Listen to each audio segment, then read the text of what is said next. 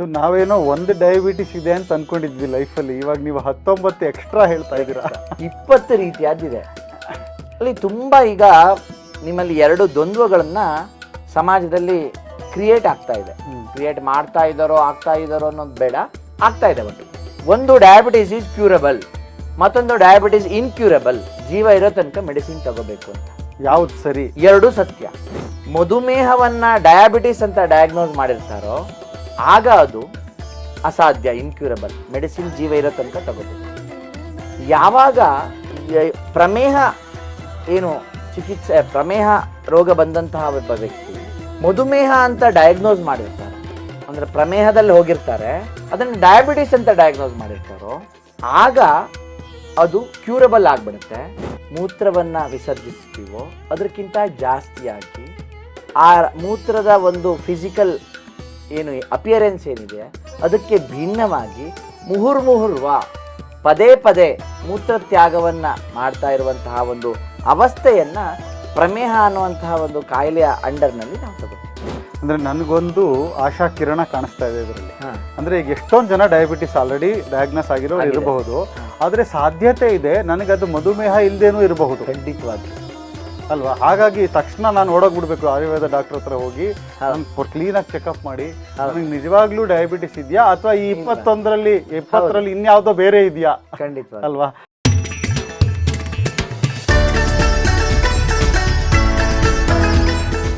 ವೀಕ್ಷಕರೇ, ವೇದಿಕ್ ವೆಲ್ನೆಸ್ನಲ್ಲಿ ನಾವು ಆರೋಗ್ಯದ ಬಗ್ಗೆ ಮಾತಾಡ್ತೀವಿ. ಇವತ್ತು ನಮಗೆ ದೊಡ್ಡ ಆರೋಗ್ಯದ ಸಮಸ್ಯೆ ಯಾವ್ದು ಹೇಳಿ? ಒಂದು ಮನೇಲಿ 5 ಜನ ಇದ್ದರೆ ಅದರಲ್ಲಿ ಇವತ್ತು ಸಾಮಾನ್ಯವಾಗಿ 2ರಿಗೆ ಡಯಾಬಿಟಿಸ್ ಇರುತ್ತೆ. ನಾವು ಡಾಕ್ಟ್ರ್ ಹತ್ರ ಹೋಗ್ತೀವಿ, ಅವರು ಬ್ಲಡ್ ಟೆಸ್ಟ್ ಮಾಡಿ ಅಂತ ಹೇಳ್ತಾರೆ. ಬ್ಲಡ್ ಟೆಸ್ಟ್ ಮಾಡಿಸಿದ್ರೆ ನಿಮಗೊಂದು 320ನೋ 330ನೋ ಶುಗರ್ ಲೆವೆಲ್ಸ್ ಬಂತು ಅಂತಂದರೆ ಅವ್ರು ಹೇಳ್ತಾರೆ ನಿಮಗೆ ಡಯಾಬಿಟಿಸ್ ಇದೆ, ಶುರು ಮಾಡಿ, ಇನ್ಮೇಲೆ ಇದನ್ನು ತಿನ್ನಬೇಡಿ, ಅದನ್ನು ತಿನ್ನಬೇಡಿ, ಅನ್ನ ತಿನ್ನಬೇಡಿ, ರಾಗಿ ಮುದ್ದೆ ತಿನ್ನಿ, ಎಲ್ಲ ಪ್ರಾಬ್ಲಮ್ ಸ್ಟಾರ್ಟ್ ಆಗಿಬಿಡುತ್ತೆ ಲೈಫಲ್ಲಿ. ಸೊ ಈ ಡಯಾಬಿಟಿಸ್ ಬಗ್ಗೆ ಆ್ಯಕ್ಚುಲಿ ಇಂಡಿಯಾದಲ್ಲಿ ಡಯಾಬಿಟಿಸ್ ಅತಿ ಹೆಚ್ಚು ಇರುವಂತಹದ್ದು. ಹಾಗಾಗಿ ಈ ಡಯಾಬಿಟಿಸ್ನ ನಾವು ಹೇಗೆ ಮ್ಯಾನೇಜ್ ಮಾಡ್ತಿದ್ದೀವಿ ಅದೆಲ್ಲ ನಮಗೆ ಗೊತ್ತು. ಆದರೆ ಆಯುರ್ವೇದದಲ್ಲಿ ಡಯಾಬಿಟಿಸ್ ಬಗ್ಗೆ ಏನಿದೆ? ಡಯಾಬಿಟಿಸ್ ಅಂದರೆ ಮಧುಮೇಹ ಅಂತ ನಮಗೆಲ್ಲ ಗೊತ್ತು. ಆದರೆ ಡಯಾಬಿಟಿಸ್ಸೇ ಮಧುಮೇಹನ, ಈ ಮೇಹ ಅಂದರೆ ಏನು, ಮಧು ಅಂದರೆ ಏನು? ಮತ್ತು ಆಯುರ್ವೇದ ಡಾಕ್ಟ್ರ್ ಹತ್ರ ಹೋದರೆ, ಸಪೋಸ್ ನಿಮ್ಗೆ ಇದೇ 320+ ಶುಗರ್ ಲೆವೆಲ್ ಇದೆ, ಅದನ್ನು ನೀವು ಆಯುರ್ವೇದ ಡಾಕ್ಟ್ರ್ ಹತ್ರ ಹೋಗ್ತೀರಾ, ಏನಾದರೂ ಮಾಡಿ ಡಾಕ್ಟ್ರ್ ನನಗೆ ಇದು ಒಂದು ಡಯಾಬಿಟಿಸ್ ಕಂಟ್ರೋಲ್ ಆಗಬೇಕು, ಈ ಡಾಕ್ಟ್ರು ನನಗೆ ಹಿಂಗೆಲ್ಲ ಹೇಳಿದ್ರು, ಇದನ್ನು ತಿನ್ನಬೇಡಿ ಅದನ್ನು ತಿನ್ನಬೇಡಿ ಅಂದರು. ಆಯುರ್ವೇದ ಡಾಕ್ಟ್ರ್ ಏನು ಹೇಳ್ತಾರೆ? ಬಹಳಷ್ಟು ಜನ ನಾವು ಹೋಗಿರ್ಲಿಕ್ಕಿಲ್ಲ ಆಯುರ್ವೇದ ಡಾಕ್ಟ್ರ್ ಹತ್ರ. ಇವತ್ತು ನಾವು ಹೋಗೋಣ ಬನ್ನಿ ಆಯುರ್ವೇದ ಡಾಕ್ಟ್ರ್. ನಮ್ಮ ಜೊತೆ ಇದ್ದಾರೆ ಡಾಕ್ಟರ್ ನಿರಂಜನ್ ಹೆಗ್ಡೆ ಅವರೇ. ನಮಸ್ಕಾರ. ನಮಸ್ಕಾರ ಸರ್. ಸರ್, ಇವತ್ತು ನಾನು ಮಾತಾಡ್ತಿರೋದು ಹಾಟ್ ಟಾಪಿಕ್ಕು. ಇಂಡಿಯಾದಲ್ಲಿ ಹೈಯೆಸ್ಟ್ ನಂಬರ್ ಆಫ್ ಡಿಸಾರ್ಡರ್ಸ್ ಯಾರಿಗಾದ್ರೂ ಇದೆ ಅಂತಂದರೆ ಅದು ಈ ಡಯಾಬಿಟಿಸ್ ಪೇಷಂಟ್ಸ್ಗಳು. ಸೊ ಸಾಮಾನ್ಯವಾಗಿ ನಾವು ಯಾವುದಾದ್ರೂ ಈ 40 ವರ್ಷ ಆದಮೇಲೆ ನಿಮ್ದೇನಾದರೂ ಫ್ರೆಂಡ್ ಸರ್ಕಲ್ದು ಏನಾದರೂ ಮೀಟಿಂಗ್ ಮಾಡಿದ್ರೆ ಅದು ಸಿಹಿಯಾದ ಕಾಯಿಲೆ, ಆದರೆ ಸಿಹಿನೇ ತಿನ್ನೋ ಹಂಗಿಲ್ಲ. ಈ ಒಂದು ಶುಗರ್ ಅಥವಾ ಏನು ಡಯಾಬಿಟಿಸ್ ಅಂತ ನಾವೇನು ಹೇಳ್ತೀವಿ, ಸಾಮಾನ್ಯವಾಗಿ ಇದು ಮಧುಮೇಹ ಅಂತ ಜನರಲ್ ವರ್ಡ್ ಇದೆ. ಈ ಆಯುರ್ವೇದದಲ್ಲಿ ನಾನೀಗ ಆ್ಯಸ್ ಎ ಡಯಾಬಿಟಿಕ್ ಒಬ್ಬ ಪೇಷಂಟ್ ನಿಮ್ಮ ಹತ್ರ ಬಂದರೆ ಆಯುರ್ವೇದ ಡಾಕ್ಟರ್ ಹತ್ರ ಏನನ್ನು ನೋಡ್ತೀರಾ ನೀವು? ಆಲ್ರೆಡಿ ನಿನಗೆ, ಯಾಕೆಂದ್ರೆ ಅವನ ಹತ್ರ ಆಲ್ರೆಡಿ ಡಯಾಗ್ನೋಸ್ ಆಗಿಬಿಟ್ಟಿರುತ್ತೆ, ಅವನ ಡಯಾಬಿಟಿಸ್ ಅಂತ ಸೀಲ್ ಹಾಕ್ಬಿಟ್ಟಿರ್ತಾರೆ. ಯಾಕಂದರೆ once A diabetic is A diabetic for life long. So ಅವ್ನು ಮುಗೀತು ಇನ್ ಕತೆ.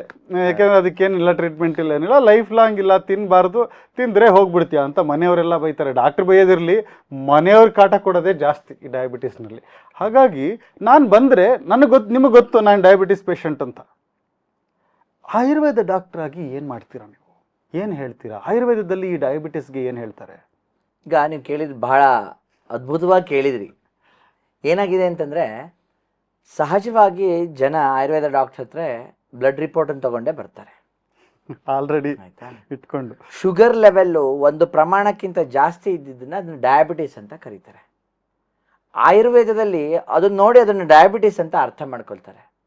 ಆದರೆ ಈ ಡಯಾಬಿಟಿಸ್ ಅನ್ನೋವಂಥದ್ದನ್ನು ಆಯುರ್ವೇದದಲ್ಲಿ ತುಂಬ ವಿಸ್ತಾರವಾಗಿ, ತುಂಬ ಆಳವಾಗಿ ಎಕ್ಸ್ಪ್ಲೈನ್ ಮಾಡಿದ್ದಾರೆ.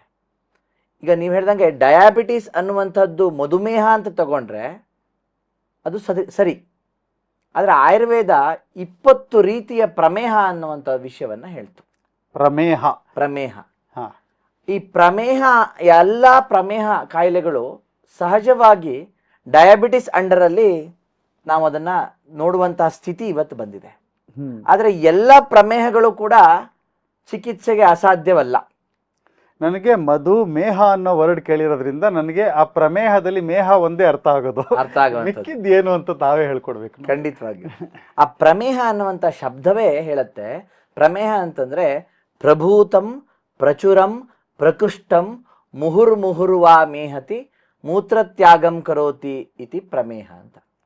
ಓ, ಸಹಜವಾಗಿ ನಾವು ಎಷ್ಟು ಪ್ರಮಾಣದಲ್ಲಿ ಮೂತ್ರವನ್ನು ವಿಸರ್ಜಿಸ್ತೀವೋ ಅದಕ್ಕಿಂತ ಜಾಸ್ತಿಯಾಗಿ ಆ ಮೂತ್ರದ ಒಂದು ಫಿಸಿಕಲ್ ಏನು ಅಪಿಯರೆನ್ಸ್ ಏನಿದೆ ಅದಕ್ಕೆ ಭಿನ್ನವಾಗಿ ಮುಹುರ್ಮುಹುರ್ವ ಪದೇ ಪದೇ ಮೂತ್ರತ್ಯಾಗವನ್ನು ಮಾಡ್ತಾ ಇರುವಂತಹ ಒಂದು ಅವಸ್ಥೆಯನ್ನು ಪ್ರಮೇಹ ಅನ್ನುವಂತಹ ಒಂದು ಕಾಯಿಲೆಯ ಅಂಡರ್ನಲ್ಲಿ ನಾವು ತಗೋತೀವಿ.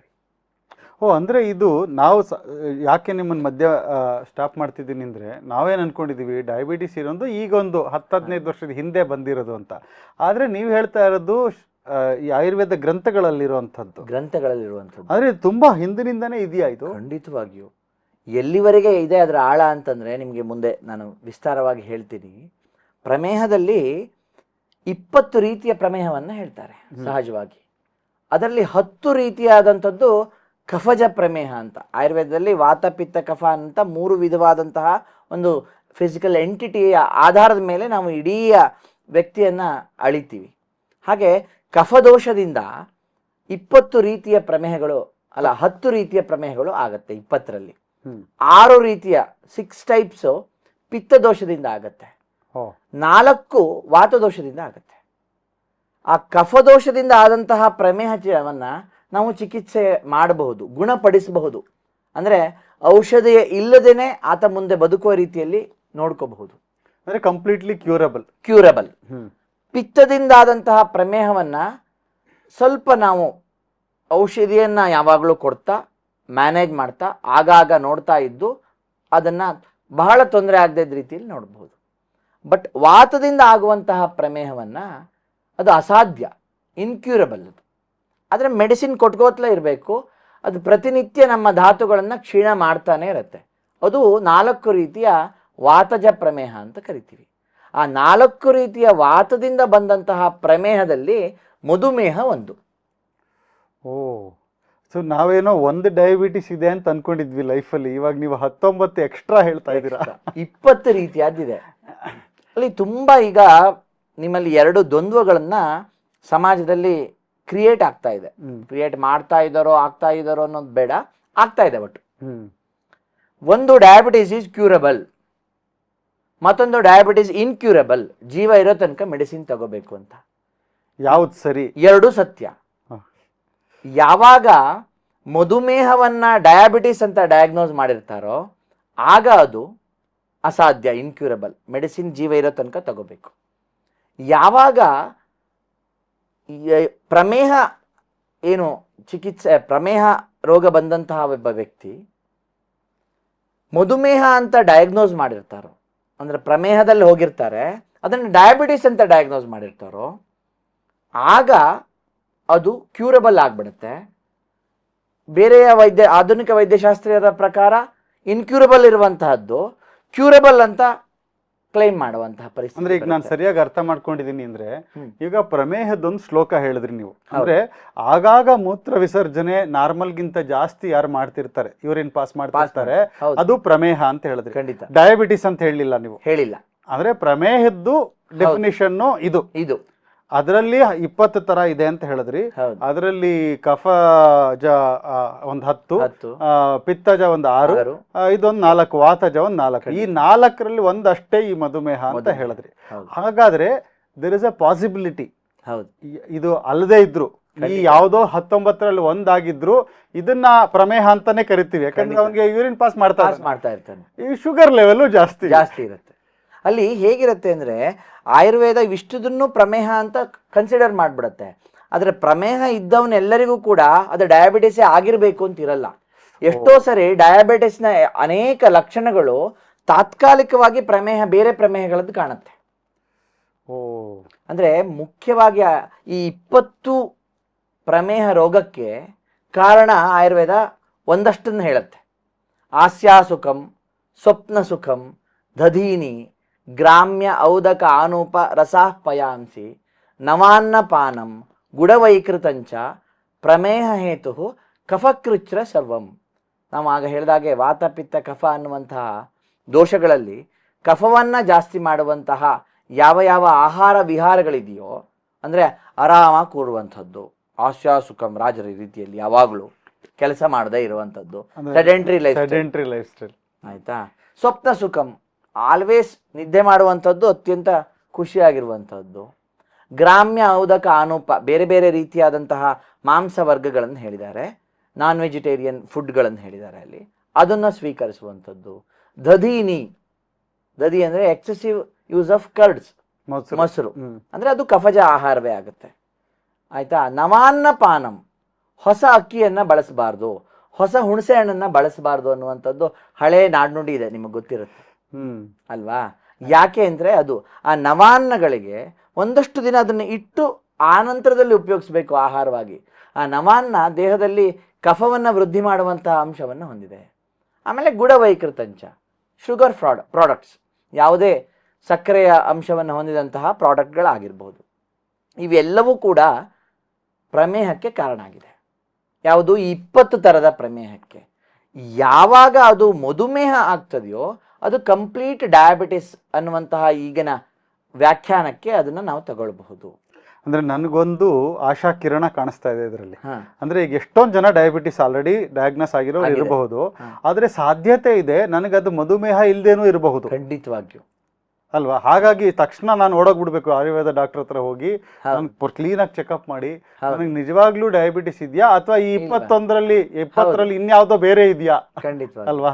ಈಗ ಮಧುಮೇಹ ಅಲ್ಲದ ಬೇರೆ ಪ್ರಮೇಹ ಇದ್ರೆ ಖಂಡಿತವಾಗಿಯೂ ಮಧುಮೇಹವನ್ನ ಏನು ಚಿಕಿತ್ಸೆ ಮಾಡುತ್ತೀವೋ ಅದಕ್ಕಿಂತ ಪರಿಣಾಮಕಾರಿಯಾಗಿ ಮಾಡುವಂತಹ ಔಷಧಿ ನಮ್ಮಲ್ಲಿದೆ, ಈಸಿಯಾಗಿ ಮಾಡಬಹುದು. ಹೇಗಂದ್ರೆ ಅಲ್ಲಿ ಬಹಳ ಒಂದು ಸಣ್ಣ ಮ್ಯಾಥಮ್ಯಾಟಿಕ್ಸ್ ಇದೆ. ಮುಖ್ಯವಾಗಿ ಈ ಪ್ರಮೇಹಕ್ಕೆ ಕಾರಣ ಕಫವನ್ನು ಉಂಟು ಮಾಡುವಂತಹ ಆಹಾರ ವಿಹಾರಗಳು. ಕಫಜ ಪ್ರಮೇಹ ಯಾರಿಗೆ ಬಂದಿರತ್ತೋ ಆ ಕಫದ ವಿರುದ್ಧವಾದಂತಹ ಔಷಧಿಗಳನ್ನು ಕೊಟ್ಟರೆ ಅದು ಈಸಿ ಕ್ಯೂರಬಲ್. ವಾತದ ಗುಣಕ್ಕೂ ಕಫದ ಗುಣಕ್ಕೂ ವಿರುದ್ಧ ಗುಣಗಳು. ಆದ್ದರಿಂದ ವಾತದ ಪ್ರಮೇಹ ಇದೆಯಲ್ಲ, ಅದು ಚಿಕಿತ್ಸೆ ನೀವು ವಾತಕ್ಕೆ ಕೊಡಬೇಕು, ವಾತದ ಪ್ರಮೇಹಕ್ಕೆ ಕೊಡಬೇಕು. ವಾತಕ್ಕೆ ಕೊಡುವಂತಹ ಚಿಕಿತ್ಸೆ ಅಷ್ಟುದು ಪ್ರಮೇಹಕ್ಕೆ ಕಾರಣ ಆಗಿರ್ತದೆ. ಆದ್ರಿಂದ ಅದು ಇನ್ಕ್ಯೂರಬಲ್, ದ್ವಂದ್ವ ಆಗಿರ್ತದೆ. ಇಲ್ಲಿ ಲಕ್ಷಣಕ್ಕೆ ಕಾರಣಕ್ಕೆ ಕೊಡೋ ಎರಡೂ ಚಿಕಿತ್ಸೆಯೂ ಕೂಡ ಒಂದೇ. ಆದ್ರಿಂದ ಈ 10 ಸುಲಭವಾಗಿ ಚಿಕಿತ್ಸೆ ಮಾಡಬಹುದು. ಮಧ್ಯಮ ತರಗತಿಯದು ಸ್ವಲ್ಪ ಕಷ್ಟ ಆದರೂ ಚಿಕಿತ್ಸೆ ಮಾಡಬಹುದು. ಈ 4 ವಾತಕ್ಕೆ ಕೊಡುವಂತಹ ಚಿಕಿತ್ಸೆ ಅಂದರೆ ವಾತದ ಪ್ರಮೇಹಕ್ಕೆ, ಅರ್ಥಾತ್ ಮಧುಮೇಹ, ನಾವೇನು ಡಯಾಬಿಟಿಸ್ ಅಂತ ತಗೊಂಡಿದ್ದೀವಿ, ಆ ಡಯಾಬಿಟಿಸ್ಗೆ ಕೊಡುವಂತಹ ಚಿಕಿತ್ಸೆ ಎಲ್ಲವೂ ಕೂಡ ಬಲವನ್ನು ಜಾಸ್ತಿ ಮಾಡುವಂತಹ ಚಿಕಿತ್ಸೆ. ಅದು ಮತ್ತೆ ಕಫವನ್ನು ಜಾಸ್ತಿ ಮಾಡುತ್ತೆ ದೇಹದಲ್ಲಿ. ಮತ್ತೆ ಆ ಚಿಕಿತ್ಸೆಯಿಂದ ಲಕ್ಷಣಗಳು ಜಾಸ್ತಿ ಆಗ್ಬಹುದು, ಇಲ್ಲ ಕಾಯಿಲೆ ಜಾಸ್ತಿ ಆಗ್ಬೋದು, ಮೂಲ ದೋಷಗಳು ಜಾಸ್ತಿ ಆಗುತ್ತೆ. ಅದರಿಂದ ನಮ್ಮಲ್ಲಿ ಪ್ರಮೇಹದ ಚಿಕಿತ್ಸೆಯಲ್ಲಿ ಹೇಳ್ತಾರೆ, ಸ್ನಿಗ್ಧಸ್ಯ ಯೋಗ ವಿವಿಧಾ ಪ್ರಯೋಜ್ಯ ಕಲ್ಪೋಪದಿಷ್ಟ ಮಲಶೋಧನಾಯ ಊರ್ಧ್ವಂ ತಥಾ ಅಧಶ್ಚ ಮಲೇಪನೀತೆ ಮೇಹೇಶು ಸಂತರ್ಪಣಮೇವ ಕಾರ್ಯಂ. ಕೊನೆಯ ಲೈನನ್ನು ಎಕ್ಸ್ಪ್ಲೇನ್ ಮಾಡ್ತೀನಿ. ಸಂತರ್ಪಣ ಅಂತಂದರೆ ನರಿಶ್ಮೆಂಟ್ ಯಾವುದು ಕೊಡುತ್ತೋ ಆ ಚಿಕಿತ್ಸೆಯನ್ನು ಕೊಡಿ ಅಂತ. ಇವತ್ತು ಕೂಡ ನೀವು ಡಯಾಬಿಟಿಸಲ್ಲಿ ನೋಡಿರ್ಬೋದು, 10 ವರ್ಷ ಆದಂತಹ ಒಬ್ಬ ಡಯಾಬಿಟಿಸ್ ರೋಗಿ ಅಥವಾ 15 ವರ್ಷ ಆದವರು ಡಯಾಬಿಟಿಕ್ ನ್ಯೂರೋಪತಿ ಆಗಿದೆ, ರೆಟಿನೋಪತಿ ಆಗಿದೆ ಅಲ್ವಾ? ಕೇಳಿದಿರಿ? ಹೌದು. ಏನಿದು? ಒಂದು 15-20 ವರ್ಷ ನನಗೆ ಡಯಾಬಿಟಿಸ್ ಇದ್ಮೇಲೆ ಅವನು ರೆಡಿ ಆಗಿಬಿಟ್ಟಿರ್ತಾನೆ, ಓ ನನ್ನ ಕಾಲಿನ ಪ್ರಾಬ್ಲಮ್ ಆಗುತ್ತೆ, ಕಣ್ಣಿನ ಪ್ರಾಬ್ಲಮ್ ಆಗೇ ಆಗುತ್ತೆ. ಏನಂದ್ರೆ ನರ ದೌರ್ಬಲ್ಯಗಳು ಬರುತ್ತೆ, ಕಣ್ಣಾದ್ರೂ ಅದ್ರ ಆಪ್ಟಿಕ್ ನರ್ವ್ ಆಗಿರುತ್ತೆ. ಯಾಕೆ? ಅಲ್ಲಿ ಬೇಕಾದಂತಹ ಪೋಷಕಾಂಶಗಳ ಸಪ್ಲೈ ಆ ನರಗಳು ಸಿಕ್ಕಲ್ಲ, ಆ ನರಮಂಡಲಗಳು ತನಗೆ ಬೇಕಾದಂತಹ ಸ್ವಸಾಮರ್ಥ್ಯದಿಂದ ಇರಲ್ಲ. ಆಯುರ್ವೇದ ಹೇಳಿದ್ದು ಅದೇ, ಮೇಹೇಶು ಸಂತರ್ಪಣಮೇವ ಕಾರ್ಯಂ. ಕೇವಲ ರಕ್ತದಲ್ಲಿರುವಂತಹ ಸಕ್ಕರೆಯ ಅಂಶದಲ್ಲಿ ಡಯಾಬಿಟಿಸನ್ನು ಅರ್ಥ ಮಾಡ್ಕೊಳ್ಳೋದು ಒಂದೇ ಅಲ್ಲ, it is A metabolic disorders. Even ಆಧುನಿಕ ಪದ್ಧತಿಯು ಹೇಳುತ್ತೆ it is A metabolic disorder. ಸಂಪೂರ್ಣವಾಗಿ ಜೀರ್ಣಕ್ರಿಯೆ ಏರುಪೇರಾಗಿರುತ್ತೆ. ಅದರಿಂದ ಚಿಕಿತ್ಸೆಯಲ್ಲಿ ನಾವು ಶಕ್ತಿ ಬರುವಂತಹ ಚಿಕಿತ್ಸೆಯನ್ನೇ ಕೊಡಬೇಕು ಪ್ರಮೇಹದಲ್ಲಿ. ಅದರಿಂದ ನೀವು ಹೇಳಿದಂತೆ ಡಯಾಬಿಟಿಸ್ ಅಂತ ಡಯಾಗ್ನೋಸ್ ಆದವನು ಒಂದು ಸಾರಿ ಆಯುರ್ವೇದ ವೈದ್ಯರನ್ನ ಕೇಳಿ ಮಧುಮೇಹ ಅಲ್ಲದ ಬೇರೆ ಯಾವುದೋ ಪ್ರಮೇಹ ನನಗೆ ಬಂದಿದ್ರೆ ಇನ್ನೊಂದಿಷ್ಟು ಪರಿಣಾಮಕಾರಿಯಾಗಿ ಔಷಧಿ ತಗೋ. ಅವ್ನು ಇನ್ನೊಂದಷ್ಟು ಸ್ವೀಟ್ ತಿನ್ಬೋದು ಅಂದ್ರೆ ಗುಡ್ ನ್ಯೂಸ್ ಅಂತ. ಖಂಡಿತವಾಗಿ. ಅಂದ್ರೆ ನಂದು ಮಧುಮೇಹ ಅಲ್ಲ, ಅಲ್ಲ, ಇದು ಕ್ಯೂರಬಲ್ ಡಿಸೀಸ್. ಈಗ ಕಫಜ ನೀವು ಹೇಳಿದ್ರು, ಅದರಲ್ಲಿ ಯಾವ್ದಾದ್ರು ಒಂದು ಆಗಿದ್ರೆ ಹೌದು, ಅದಕ್ಕೆ ಟ್ರೀಟ್ಮೆಂಟ್ ಇದೆ, ಆದ್ರಿಂದ ಅವನೊಂದು ಗುಡ್ ನ್ಯೂಸ್ ಅಂತ ತಗೋಬಹುದು ಅದನ್ನ. ಅದೊಂದು ಚಾನ್ಸಸ್ ಇದೆ. ಇದೆ ಖಂಡಿತ. ಮತ್ತೊಂದು ನೀವು ಕೇಳಿರುವಂಥದ್ದು, ಇಲ್ಲಿ ನಾವು ವೈಜ್ಞಾನಿಕತೆಯನ್ನು ಅವಲೋಕ ಮಾಡ್ತಾ ನೀವು ಅವಾಗ ಕೇಳಿದ್ರಲ್ಲ, ಆಯುರ್ವೇದದಲ್ಲೂ ಇಷ್ಟು ಆಳವಾಗಿ ಇದೆಯಾ ಅನ್ನುವಂಥ ಪ್ರಶ್ನೆಯನ್ನು ಕೇಳಿದ್ರಿ. ಆಯುರ್ವೇದದಲ್ಲಿ ಪ್ರಮೇಹದ ಪೂರ್ವರೂಪಗಳನ್ನು ಹೇಳ್ತಾರೆ. ಆ ಪೂರ್ವರೂಪ ಅನ್ನುವಂಥದ್ದು ಜಗತ್ತಿಗೆ ಆಯುರ್ವೇದ ಕೊಟ್ಟಂಥ ಒಂದು ವರ. ಪ್ರೀಮಾನಿಟರಿ ಸಿಂಪ್ಟಮ್ಸ್ ಅಥವಾ ಪ್ರೋಡ್ರೋಮಲ್ ಸಿಂಪ್ಟಮ್ಸ್ ಅಂತ ಕರಿತೀವಿ. ಈ ಕಾಯಿಲೆ ಬರೋದಕ್ಕಿಂತ ಮುಂಚೆ ಕೆಲವು ಲಕ್ಷಣಗಳನ್ನು ತೋರಿಸುತ್ತೆ. ಇದನ್ನು ಆಯುರ್ವೇದ ಉಲ್ಲೇಖಿಸುತ್ತೆ. ಅಲ್ಲಿನ ಎಲ್ಲ ಲಕ್ಷಣಗಳನ್ನು ವರ್ಲ್ಡ್ ಹೆಲ್ತ್ ಆರ್ಗನೈಸೇಷನ್ನು ಡಯಾಬಿಟಿಸ್ನ ಸಿಂಪ್ಟಮ್ ಆಗಿ ಅಕ್ಸೆಪ್ಟ್ ಮಾಡಿದೆ. ಸ್ವೇದೋಂಗ ಗಂಧ ಶಿಥಿಲಾಂಗ ತಾಚ ಶಯ್ಯಾಸನ ಸ್ವಪ್ನ ಸುಖೆ ಅರತಿಶ್ಚ ಶೀತಪ್ರಿಯತ್ವಂ ಗಲತಾಲು ಶೋಷೋ ಮಾಧುರ್ಯಮಾಸ್ಯೆ ಕರಪಾದ ದಾಹ ಭವಿಷ್ಯ ಮೂತ್ರೇಭಿ ಧಾವಂತಿ ಪಿಪೀಲಿಕಾಶ್ಚ ಭವಿಷ್ಯತೋ ಮೇಹಗದಸ್ಯ ರೂಪಂ ಮೂತ್ರೇಭಿಧಾವಂತಿ ಪಿಪೀಲಿಕಾಶ್ಚ ಅಂತ ಹೇಳ್ತಾರೆ. ಇರುವೆಗಳು ಆತನ ಮೂತ್ರವನ್ನು ಹಿಂಬಾಲಿಸುತ್ತವೆ ಅಂತ ಅರ್ಥ. ಇವನ್ ಕೂಡ ಶುಗರ್ ಇದ್ದವರಿಗೆ ಸಿಹಿ ಮೂತ್ರ ಅಂತ ಕರೀತಾರೆ ಕನ್ನಡದಲ್ಲಿ ಅಲ್ವಾ. ಮೂತ್ರ ಸಿಹಿ ಆಗಿರೋದ್ರಿಂದ ಆ ಮೂತ್ರಕ್ಕೆ ಇರುವೆಗಳು ಆಕರ್ಷಿತವಾಗ್ತದೆ ಅಂತ ಅರ್ಥ. ಈ ಲಕ್ಷಣಗಳು ಸ್ವೇದ ಅಂಗಗಂಧ, excessive sweating one among the diabetes symptom. ಅಂಗಗಂಧ, ಬಾಡಿ ಸ್ಮೆಲ್ ಅಥವಾ ಸ್ವೆಟ್ ಸ್ಮೆಲ್ ಜಾಸ್ತಿ ಆಗಿರ್ತದೆ ಅಥವಾ ಬೇರೆ ಥರ ಇರ್ತದೆ. ಶಿಥಿಲಾಂಗತಾಚ, ಅಂಗಶೈಥಿಲ್ಯ, ದೌರ್ಬಲ್ಯಗಳು, ದುರ್ಬಲತೆ ಬರ್ತದೆ. ಹೇಳಿದ್ವಲ್ಲ ಈಗ, ನ್ಯೂರಲಾಜಿಕಲ್ ವೀಕ್ನೆಸ್ ಅಥವಾ ವೀಕ್ನೆಸ್ ಡ್ಯೂ ಟು ನ್ಯೂರಲಾಜಿಕಲ್ ಕಾಸ್ ಇರುತ್ತೆ. ಶಯ್ಯಾಸನ ಸ್ವಪ್ನ ಸುಖೆ, ಯಾವಾಗಲೂ ಆರಾಮಾಗಿರೋಣ, ಸ್ವಲ್ಪ ಸೋಮಾರಿತನದಿಂದ ಇರೋಣ. ಅರತಿಶ್ಚ, ಯಾವುದೇ ರೀತಿಯಲ್ಲಿದ್ದರೂ ಕೂಡ ಅವನಿಗೆ ಒಂದು ಸುಖ ಸಿಗಲ್ಲ ಅಂತ, ಬಾಲಸುಟ್ಟಿನ ಬೆಕ್ಕಿನ ಥರ ಅಂತ ಹೇಳ್ತೀವಲ್ಲ. ಅರತಿ, ಎಲ್ಲೂ ಕೂತ್ರು ಹೀಗೆ ಕೂತ್ರೆ ಸರಿಯಾಗಲ್ಲ, ಹೀಗೆ ಮಾಡ್ಕೊಂಡ್ರೆ ಸರಿಯಾಗಲ್ಲ, ಹೀಗೆ ಅನೇಕ ರೀತಿಯಾದಂತಹ ಲಕ್ಷಣಗಳು ಬರ್ತದೆ, ಅರತಿ ಅಂತ ಹೇಳ್ತಾರೆ. ಶೀತಪ್ರಿಯತ್ವ, ಅತಿಯಾಗಿ ಶೀತ ತಿನ್ನುವಂತಹ ಒಂದು ಅಭಿಲಾಷೆ ಆಗ್ತದೆ. ಮುಖ್ಯವಾಗಿ ಆ ಪಿತ್ತಜ ಪ್ರಮೇಹದಲ್ಲಿ ನಾವು ನೋಡ್ಬೋದು. ಗಲತಾಲು ಶೋಷೋ, ಡ್ರೈನೆಸ್ ಇನ್ ಪ್ಯಾಲೆಟ್ ರೀಜನ್. ಗಲತಾಲು ಓರಲ್ ಕ್ಯಾವಿಟಿಲಿ ಅನ್ಸುತ್ತೆ, ಬಾಯಿ ಒಣಗತ್ತಾ ಅಂತ ಕೇಳ್ತೀವಿ ನಾವು ಮಾಡರ್ನ್ ಅಲ್ಲಿ. ಗಲತಾಲು ಶೋಷೋ ಮಾಧುರ್ಯ ಮಾಸ್ಯೆ, ಬಾಯಿಯಲ್ಲಿ ಸಿಹಿಯಾದಂತಹ ಅನುಭವ ಆಗ್ತದೆ ಅಂತ ಕೇಳ್ತಾರೆ, ತುಂಬ ಜನ ಹೇಳ್ತಾರೆ. ಕರಪಾದ ದಾಹ, ಕೈ ಅಂಗೈ ಮತ್ತೆ ಅಂಗಾಲು ಉರಿಯಾಗುವಂಥದ್ದು. ಇಷ್ಟಲ್ಲದೆ ಮೂತ್ರೇಭಿಧಾವಂತಿ ಪಿಪೀಲಿಕಾಶ್ಚ, ಇವೆಲ್ಲವೂ ಭವಿಷ್ಯತೋ ಮೇಹಗದಸ್ಯ ರೂಪಂ, ಭವಿಷ್ಯದಲ್ಲಿ ಪ್ರಮೇಹ ರೋಗ ಬರುವಂತಹ ಲಕ್ಷಣಗಳು ನಿನಗೆ ಅನ್ನುವಂಥದ್ದನ್ನ ಆಯುರ್ವೇದ ಸವಿಸ್ತಾರವಾಗಿ ಉಲ್ಲೇಖ ಮಾಡುತ್ತೆ. ಅದರಿಂದ very scientific explanation regarding diabetes ಅಥವಾ ಅದರ್ 19 ಪ್ರಮೇಹಾಸ್ ಆರ್ ಎಕ್ಸ್ಪ್ಲೈನ್ಡ್ ಇನ್ ಆಯುರ್ವೇದ. ಅದರಿಂದ ಒಂದು ಪ್ರಯತ್ನವನ್ನ ಈ ಒಂದು ಮಧುಮೇಹ ರೋಗಿಗಳು ಮಾಡ್ಬೋದು. ನೀವು ಆಯುರ್ವೇದ ಹೋಗಿ ಒಂದ್ಸರಿ ಚೆಕ್ ಮಾಡಿಸಿ, ಖಂಡಿತವಾಗಿ ಯಾವುದು ಇದು 20ರಲ್ಲಿ ಅಂತ ಮಾಡ್ಬೋದು. ಈಗ ಡಾಕ್ಟರ್, ಇನ್ನೊಂದು ವಿಷಯ, ಈ ಡಯಾಬಿಟಿಸ್ ಬಗ್ಗೆ ಹೇಳ್ತಿದ್ವಿ. ಒಂದಂತೂ ನೀವು ಒಂದು ಗುಡ್ ನ್ಯೂಸ್ ಹೇಳಿದ್ರಿ, 20ರಲ್ಲಿ ಚಾನ್ಸಸ್ ಇದೆ ಇದಿಲ್ಲದೆ ಇರ್ಬೋದು ಅಂತ. ಈಗ ನಮ್ಮ ತಾತ ಮುತ್ತಾತರಿಗೆಲ್ಲ ಯಾವುದಿಗೂ ಡಯಾಬಿಟಿಸೇ ಇರಲಿಲ್ಲ. ಅಂದರೆ 1-2 ಜನರೇಷನ್ ಹಿಂದೆ ಈ ಡಯಾಬಿಟಿಸ್ ಆಗಲಿ, ಹೈಪರ್ ಟೆನ್ಷನ್, BP ಆಗಲಿ, ಫಸ್ಟ್ ಆಫ್ ಆಲ್ ಅವಾಗ ಈ ಆಪರೇಟರ್ಸೇ ಇರಲಿಲ್ಲ. ಈ ಡಯಾಬಿಟಿಸ್ ಚೆಕ್ ಮಾಡೋ ಇನ್ಸ್ಟ್ರೂಮೆಂಟು ಇರಲಿಲ್ಲ, ಈ BP ಚೆಕ್ ಮಾಡೋ ಇನ್ಸ್ಟ್ರೂಮೆಂಟ್ ಇತ್ತೋ ಇಲ್ವೋ ಗೊತ್ತಿಲ್ಲ, ಆದರೆ ಅವ್ರಿಗಂತೂ ಇರಲಿಲ್ಲ. ಈಗಲೂ ಕೂಡ 90 ವರ್ಷ ಇರೋರು, 95 ವರ್ಷ ಬದುಕಿರುವಂತಹ ಆ ಹಿಂದಿನ ಒಂದು ಜನ್ರೇಷನ್ ಅವ್ರು ಯಾರಿದ್ದಾರೆ, ಅವ್ರಿಗೆ ಯಾರಿಗೂ ಡಯಾಬಿಟಿಸ್ ಇಲ್ಲ. ನಾನೊಂದು 8-10 ಜನ ಗೊತ್ತು ನನಗೆ, 90 ವರ್ಷಕ್ಕಿಂತ ಹೆಚ್ಚು ಬದುಕ್ತಿರೋರು, ಅವ್ರಿಗೆ ಯಾರಿಗೂ ಡಯಾಬಿಟಿಸ್ ಇಲ್ಲ.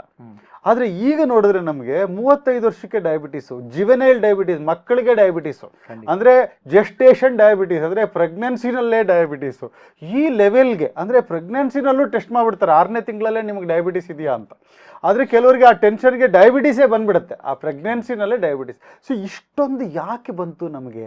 ನಾವು ಇಂಡಿಯನ್ಸು, ನಾವು ಭಾರತೀಯರು, ನಮ್ಮ ಆಹಾರ ಪದ್ಧತಿಗಳು ಇದು ಎಲ್ಲ ನಾವು ನೋಡ್ಕೊಂಡು ಬಂದಿದ್ದೀವಿ.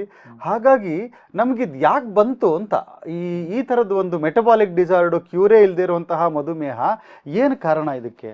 ಖಂಡಿತ. ಈಗ ನೀವು ಪ್ರಶ್ನೆಗಳ ಜೊತೆಗೆ ನಾವು ಇವತ್ತು ಬೆಂಗಳೂರಿನಲ್ಲಿ ಇರೋವಂಥದ್ದು ಇದಕ್ಕೊಂದು ಪ್ರಸ್ತುತತೆ ಅಂತ ಕೇಳ್ತೀವಿ. ಬೆಂಗಳೂರಿನಲ್ಲಿ 10 ವರ್ಷದ ಹಿಂದೆ ಬೆಂಗಳೂರಿಗೆ ಬಂದಾಗೂ ಇವತ್ತಿಗೆ ಬೆಂಗಳೂರಿಗೆ ಬಂದಾಗ್ಲೂ ಒಂದು ಮುಖ್ಯವಾದ ಬದಲಾವಣೆ ಏನ್ ಕಾಣಬಹುದು ಅಂದ್ರೆ, ನಾವು ಬಹಳ ವರ್ಣರಂಜಿತ, ಸೊಫಿಸ್ಟಿಕೇಶನ್, ಅತ್ಯಂತ ಸುಖ ಕಾಣ್ಬೋದು, ಅತ್ಯಂತ ಶ್ರೀಮಂತಿಗೆ ಕಾಣ್ಬೋದು. ಒಂದು ನಾನು ಹೇಳ್ಬೋದು ಅಂದ್ರೆ, ಒಂದು ಮನೆಯಲ್ಲಿ ಮಿನಿಮಮ್ 2 ರಿಂದ 3 ಕಾರ್ ಇರುತ್ತೆ. ಅಂದ್ರೆ ಮನೆ ಒಳಗಡೆ ಕಾರ್ ಇಟ್ಕೊಳಕ್ ಜಾಗ ಇಲ್ಲದೆ ಇದ್ರು ಹೊರಗಡೆ ರೋಡಲ್ಲಿ ಪಾರ್ಕ್ ಮಾಡ್ತಾರೆ. ಈಗ ನಾವು ಯಾರನ್ನಾರ ಮನೆ ಕರೆದ್ರೆ ಪಾರ್ಕಿಂಗ್ ವ್ಯವಸ್ಥೆ ಇಲ್ಲಪ್ಪ ಅಂತ ಮುಂಚೆನೆ ಹೇಳ್ಬೇಕು. ಒಂದು ಪ್ರೋಗ್ರಾಮ್ ಮಾಡ್ಬಿಟ್ರೆ ತುಂಬಾ ಕಷ್ಟ ಇವತ್ತು. ಅಂದ್ರೆ ಅದನ್ನ ತಾವ್ ಹೇಳ್ತಾ ಇದ್ರ ಆ ಡಿಫ್ರೆನ್ಸ್. ಒಂದು ಆ ಲಕ್ಸುರಿ ಅಂದ್ರೆ ಇದನ್ನ ಲೈಫ್ ಸ್ಟೈಲ್ ಡಿಸಾರ್ಡರ್ ಅಂತ ಅದಕ್ಕಾಗೆ ಕರೆದಿದ್ದು. ಶ್ರೀಮಂತರ ಕಾಯಿಲೆ ಅಂತ ಕರೀತಾರಲ್ಲ. ಓ, ಯಾರಿಗೆ ಸುಖ ಜಾಸ್ತಿಯನ್ನ ಭೋಗಿಸ್ಲಿಕ್ಕೆ ಸಾಧ್ಯವೋ ಅಂತವನಿಗೆ ದೇಹದಲ್ಲಿ ಕಫದೋಷ ವೃದ್ಧಿ ಆಗ್ತದೆ. ಕಫದೋಷ ಜಾಸ್ತಿ ಆದಾಗ ಬರುವಂತಹ ಮೊದಲನೇ ಕಾಯಿಲೆ ಪ್ರಮೇಹ.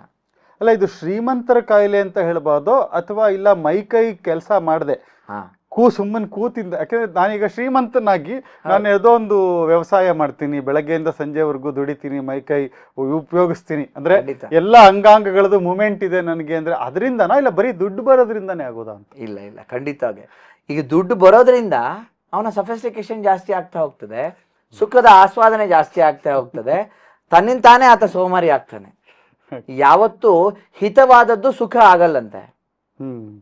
ಸುಖ ಆಗಿದ್ದು ದೇಹಕ್ಕೆ ಹಿತ ಆಗಿರಲ್ಲ. ಹಿತ ಅಂತಂದ್ರೆ ಆರೋಗ್ಯಕ್ಕೆ ಒಳ್ಳೆಯಂಥದ್ದು, ಸುಖ ಅಂದ್ರೆ ಮನಸ್ಸಿಗೆ ಖುಷಿ ಕೊಡುವಂಥದ್ದು.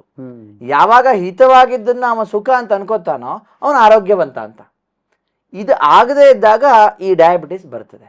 ನೀವು ಹೇಳಿರುವಂತಹ ಬಹಳ ಹಿಂದಿನವ್ರು ಏನ್ ಮಾಡ್ತಿದ್ರು ಅಂದ್ರೆ, ಏನನ್ನ ತಿಂತಿದ್ರು ಅದನ್ನ ಕರಗಿಸ್ತಿದ್ರು. 100% ಅಂಶ ತಿಂದಿದ್ದನ್ನ 100% ಅಂಶವು ಕರಗುತ್ತಿತ್ತು. ಅಂದ್ರೆ ಜೀರ್ಣ ಆಗ್ತಾ ಇತ್ತು. ಒಂದು ಅವತ್ತಿನ ಜೀರ್ಣಾಂಗ ವ್ಯವಸ್ಥೆ ಚೆನ್ನಾಗಿತ್ತು. ಜಾಠರಾಗ್ನಿ, digestive capacity and digestive fire ತುಂಬಾ ಚೆನ್ನಾಗಿತ್ತು. ಮತ್ತೊಂದು, ಅದು ಚೆನ್ನಾಗಿ ಕೆಲಸ ಮಾಡುವ ರೀತಿಯಲ್ಲಿ ಅವ್ರು ಕೆಲಸ ಮಾಡ್ತಿದ್ರು. ಈಗ ತಿನ್ನುವಂತ ಆಹಾರ ಅರ್ಧ ಪಚನ ಆಗ್ತದೆ, ಅರ್ಧ ಪಚನ ಆಗದೆ ಇರುವಂತಹ ಆಹಾರವನ್ನು ನಾವು ತಿಂತೀವಿ. ಆಹಾರದ ಸಂಸ್ಕಾರ ಸರಿ ಇರೋದಿಲ್ಲ. ಎರಡನೇದು, ತಿಂದಂತ ವ್ಯಕ್ತಿಗೆ ಜೀರ್ಣಕ್ರಿಯೆ ಸರಿ ಇಲ್ಲ. ಅವನ ಅಗ್ನಿ ಅಂತ ಏನು ಡೈಜೆಸ್ಟಿವ್ ಫೈರ್ ಅಂತ ಕರಿತೀವಿ ಅದು ಸರಿ ಇಲ್ಲ. ಅದರ ಮೇಲಿಂದ ಅವನು ಆರಾಮಾಗಿ ಕೂರ್ತಾನೆ. ಈಗ ಒಂಥರ ಮರ್ಕಟಸ್ಯ ಸುರಾಪಾನಂ ಮಧ್ಯೆ ವೃಶ್ಚಿಕ ದಂಶದಂ ತನ್ಮಧ್ಯೆ ಭೂತ ಸಂಚಾರೋ ಯದ್ವಾ ತದ್ವಾ ಭವಿಷ್ಯತಿ. ಮೊದಲೇ ಮಂಗ, ಅವನಿಗೆ ಚೇಳು ಕಚ್ಚಿಸಿ ಒಂದಷ್ಟು ಸೇಂದಿಯನ್ನು ಕುಡಿಸಿ ಬಿಟ್ರೆ ಏನಾಗತ್ತೋ ಆ ರೀತಿ ಇವತ್ತಿನ ಜೀರ್ಣ ವ್ಯವಸ್ಥೆ ಆಗಿದೆ. ಮೊದಲೇ ನಾವು ಸುಖ ಪುರುಷರಾಗಿದ್ದೀವಿ, ಸೋಮಾರಿಗಳಾಗಿದ್ದೀವಿ, ನಮ್ಮ ಅಗ್ನಿ ದೌರ್ಬಲ್ಯವಿದೆ.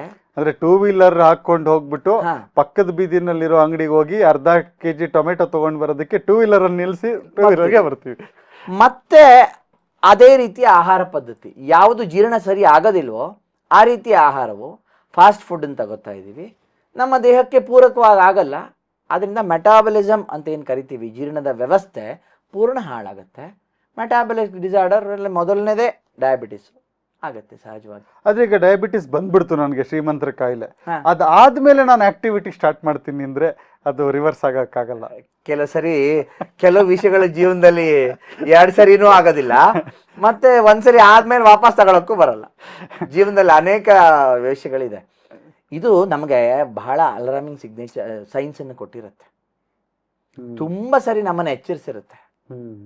ಸಣ್ಣ ಪುಟ್ಟ ಕಾಯಿಲೆಗಳ ಒಂದು ವ್ಯವಸ್ಥೆ, ಜೀರ್ಣಾಂಗದ ವ್ಯತ್ಯಾಸಗಳು, ಜೀರ್ಣಕ್ರಿಯೆಯ ವ್ಯತ್ಯಾಸದಿಂದ ಅನೇಕ ಲಕ್ಷಣಗಳನ್ನು ನಾವು ಬಹಳ ಉದಾಸೀನ ಮಾಡಿರ್ತೀವಿ, ನೆಗ್ಲೆಕ್ಟ್ ಮಾಡಿರ್ತೀವಿ.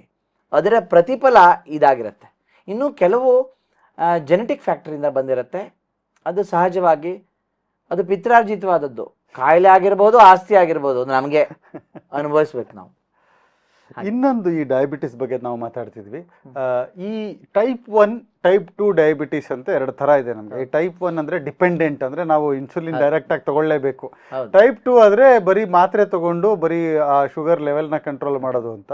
ಈ ಆಯುರ್ವೇದದಲ್ಲಿ ಏನಿದೆ, ಈ 2 ಇದೆಯಾ ಅಂದ್ರೆ ನಾನು ಕ್ಯೂರಿಯಾಸಿಟಿ, ಯಾಕಂದ್ರೆ ನಾನು ಏನೇ ಹೇಳಿದ್ರು ನಮ್ಮ ಋಷಿಗಳು 5000 ವರ್ಷದ ಹಿಂದೆನೆ ಹೇಳಿದ್ರು ಅದೊಂಥರ ಇಟ್ ಶುಡ್ ನಾಟ್ ಬಿಕಮ್ ಒಂದು ಇದಿದೆಯಾ ಅಂತ. ಖಂಡಿತ ನೀವು ಕೇಳಿರೋ ಪ್ರಶ್ನೆ ತುಂಬಾ ಚೆನ್ನಾಗಿದೆ.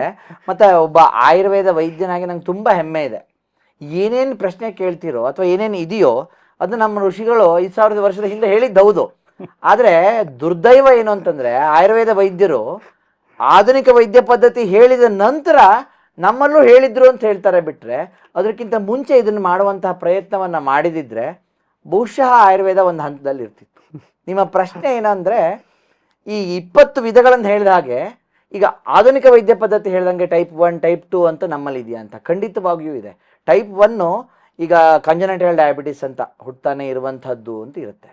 ನಮ್ಮಲ್ಲಿ ಆಯುರ್ವೇದದಲ್ಲಿ ವ್ಯಾಖ್ಯಾನಿಸ್ತಾರೆ ಆಚಾರ್ಯ ಚರಕರು, ಜಾತಪ್ರಮೇಹಿ ಮಧುಮೇಹಿನೋವ ನಸಾಧ್ಯ ಉಕ್ತ ಸಹಿ ಬೀಜದೋಷಾತ್. ನೇರವಾಗಿ ಹೇಳಿದ್ದಾರೆ.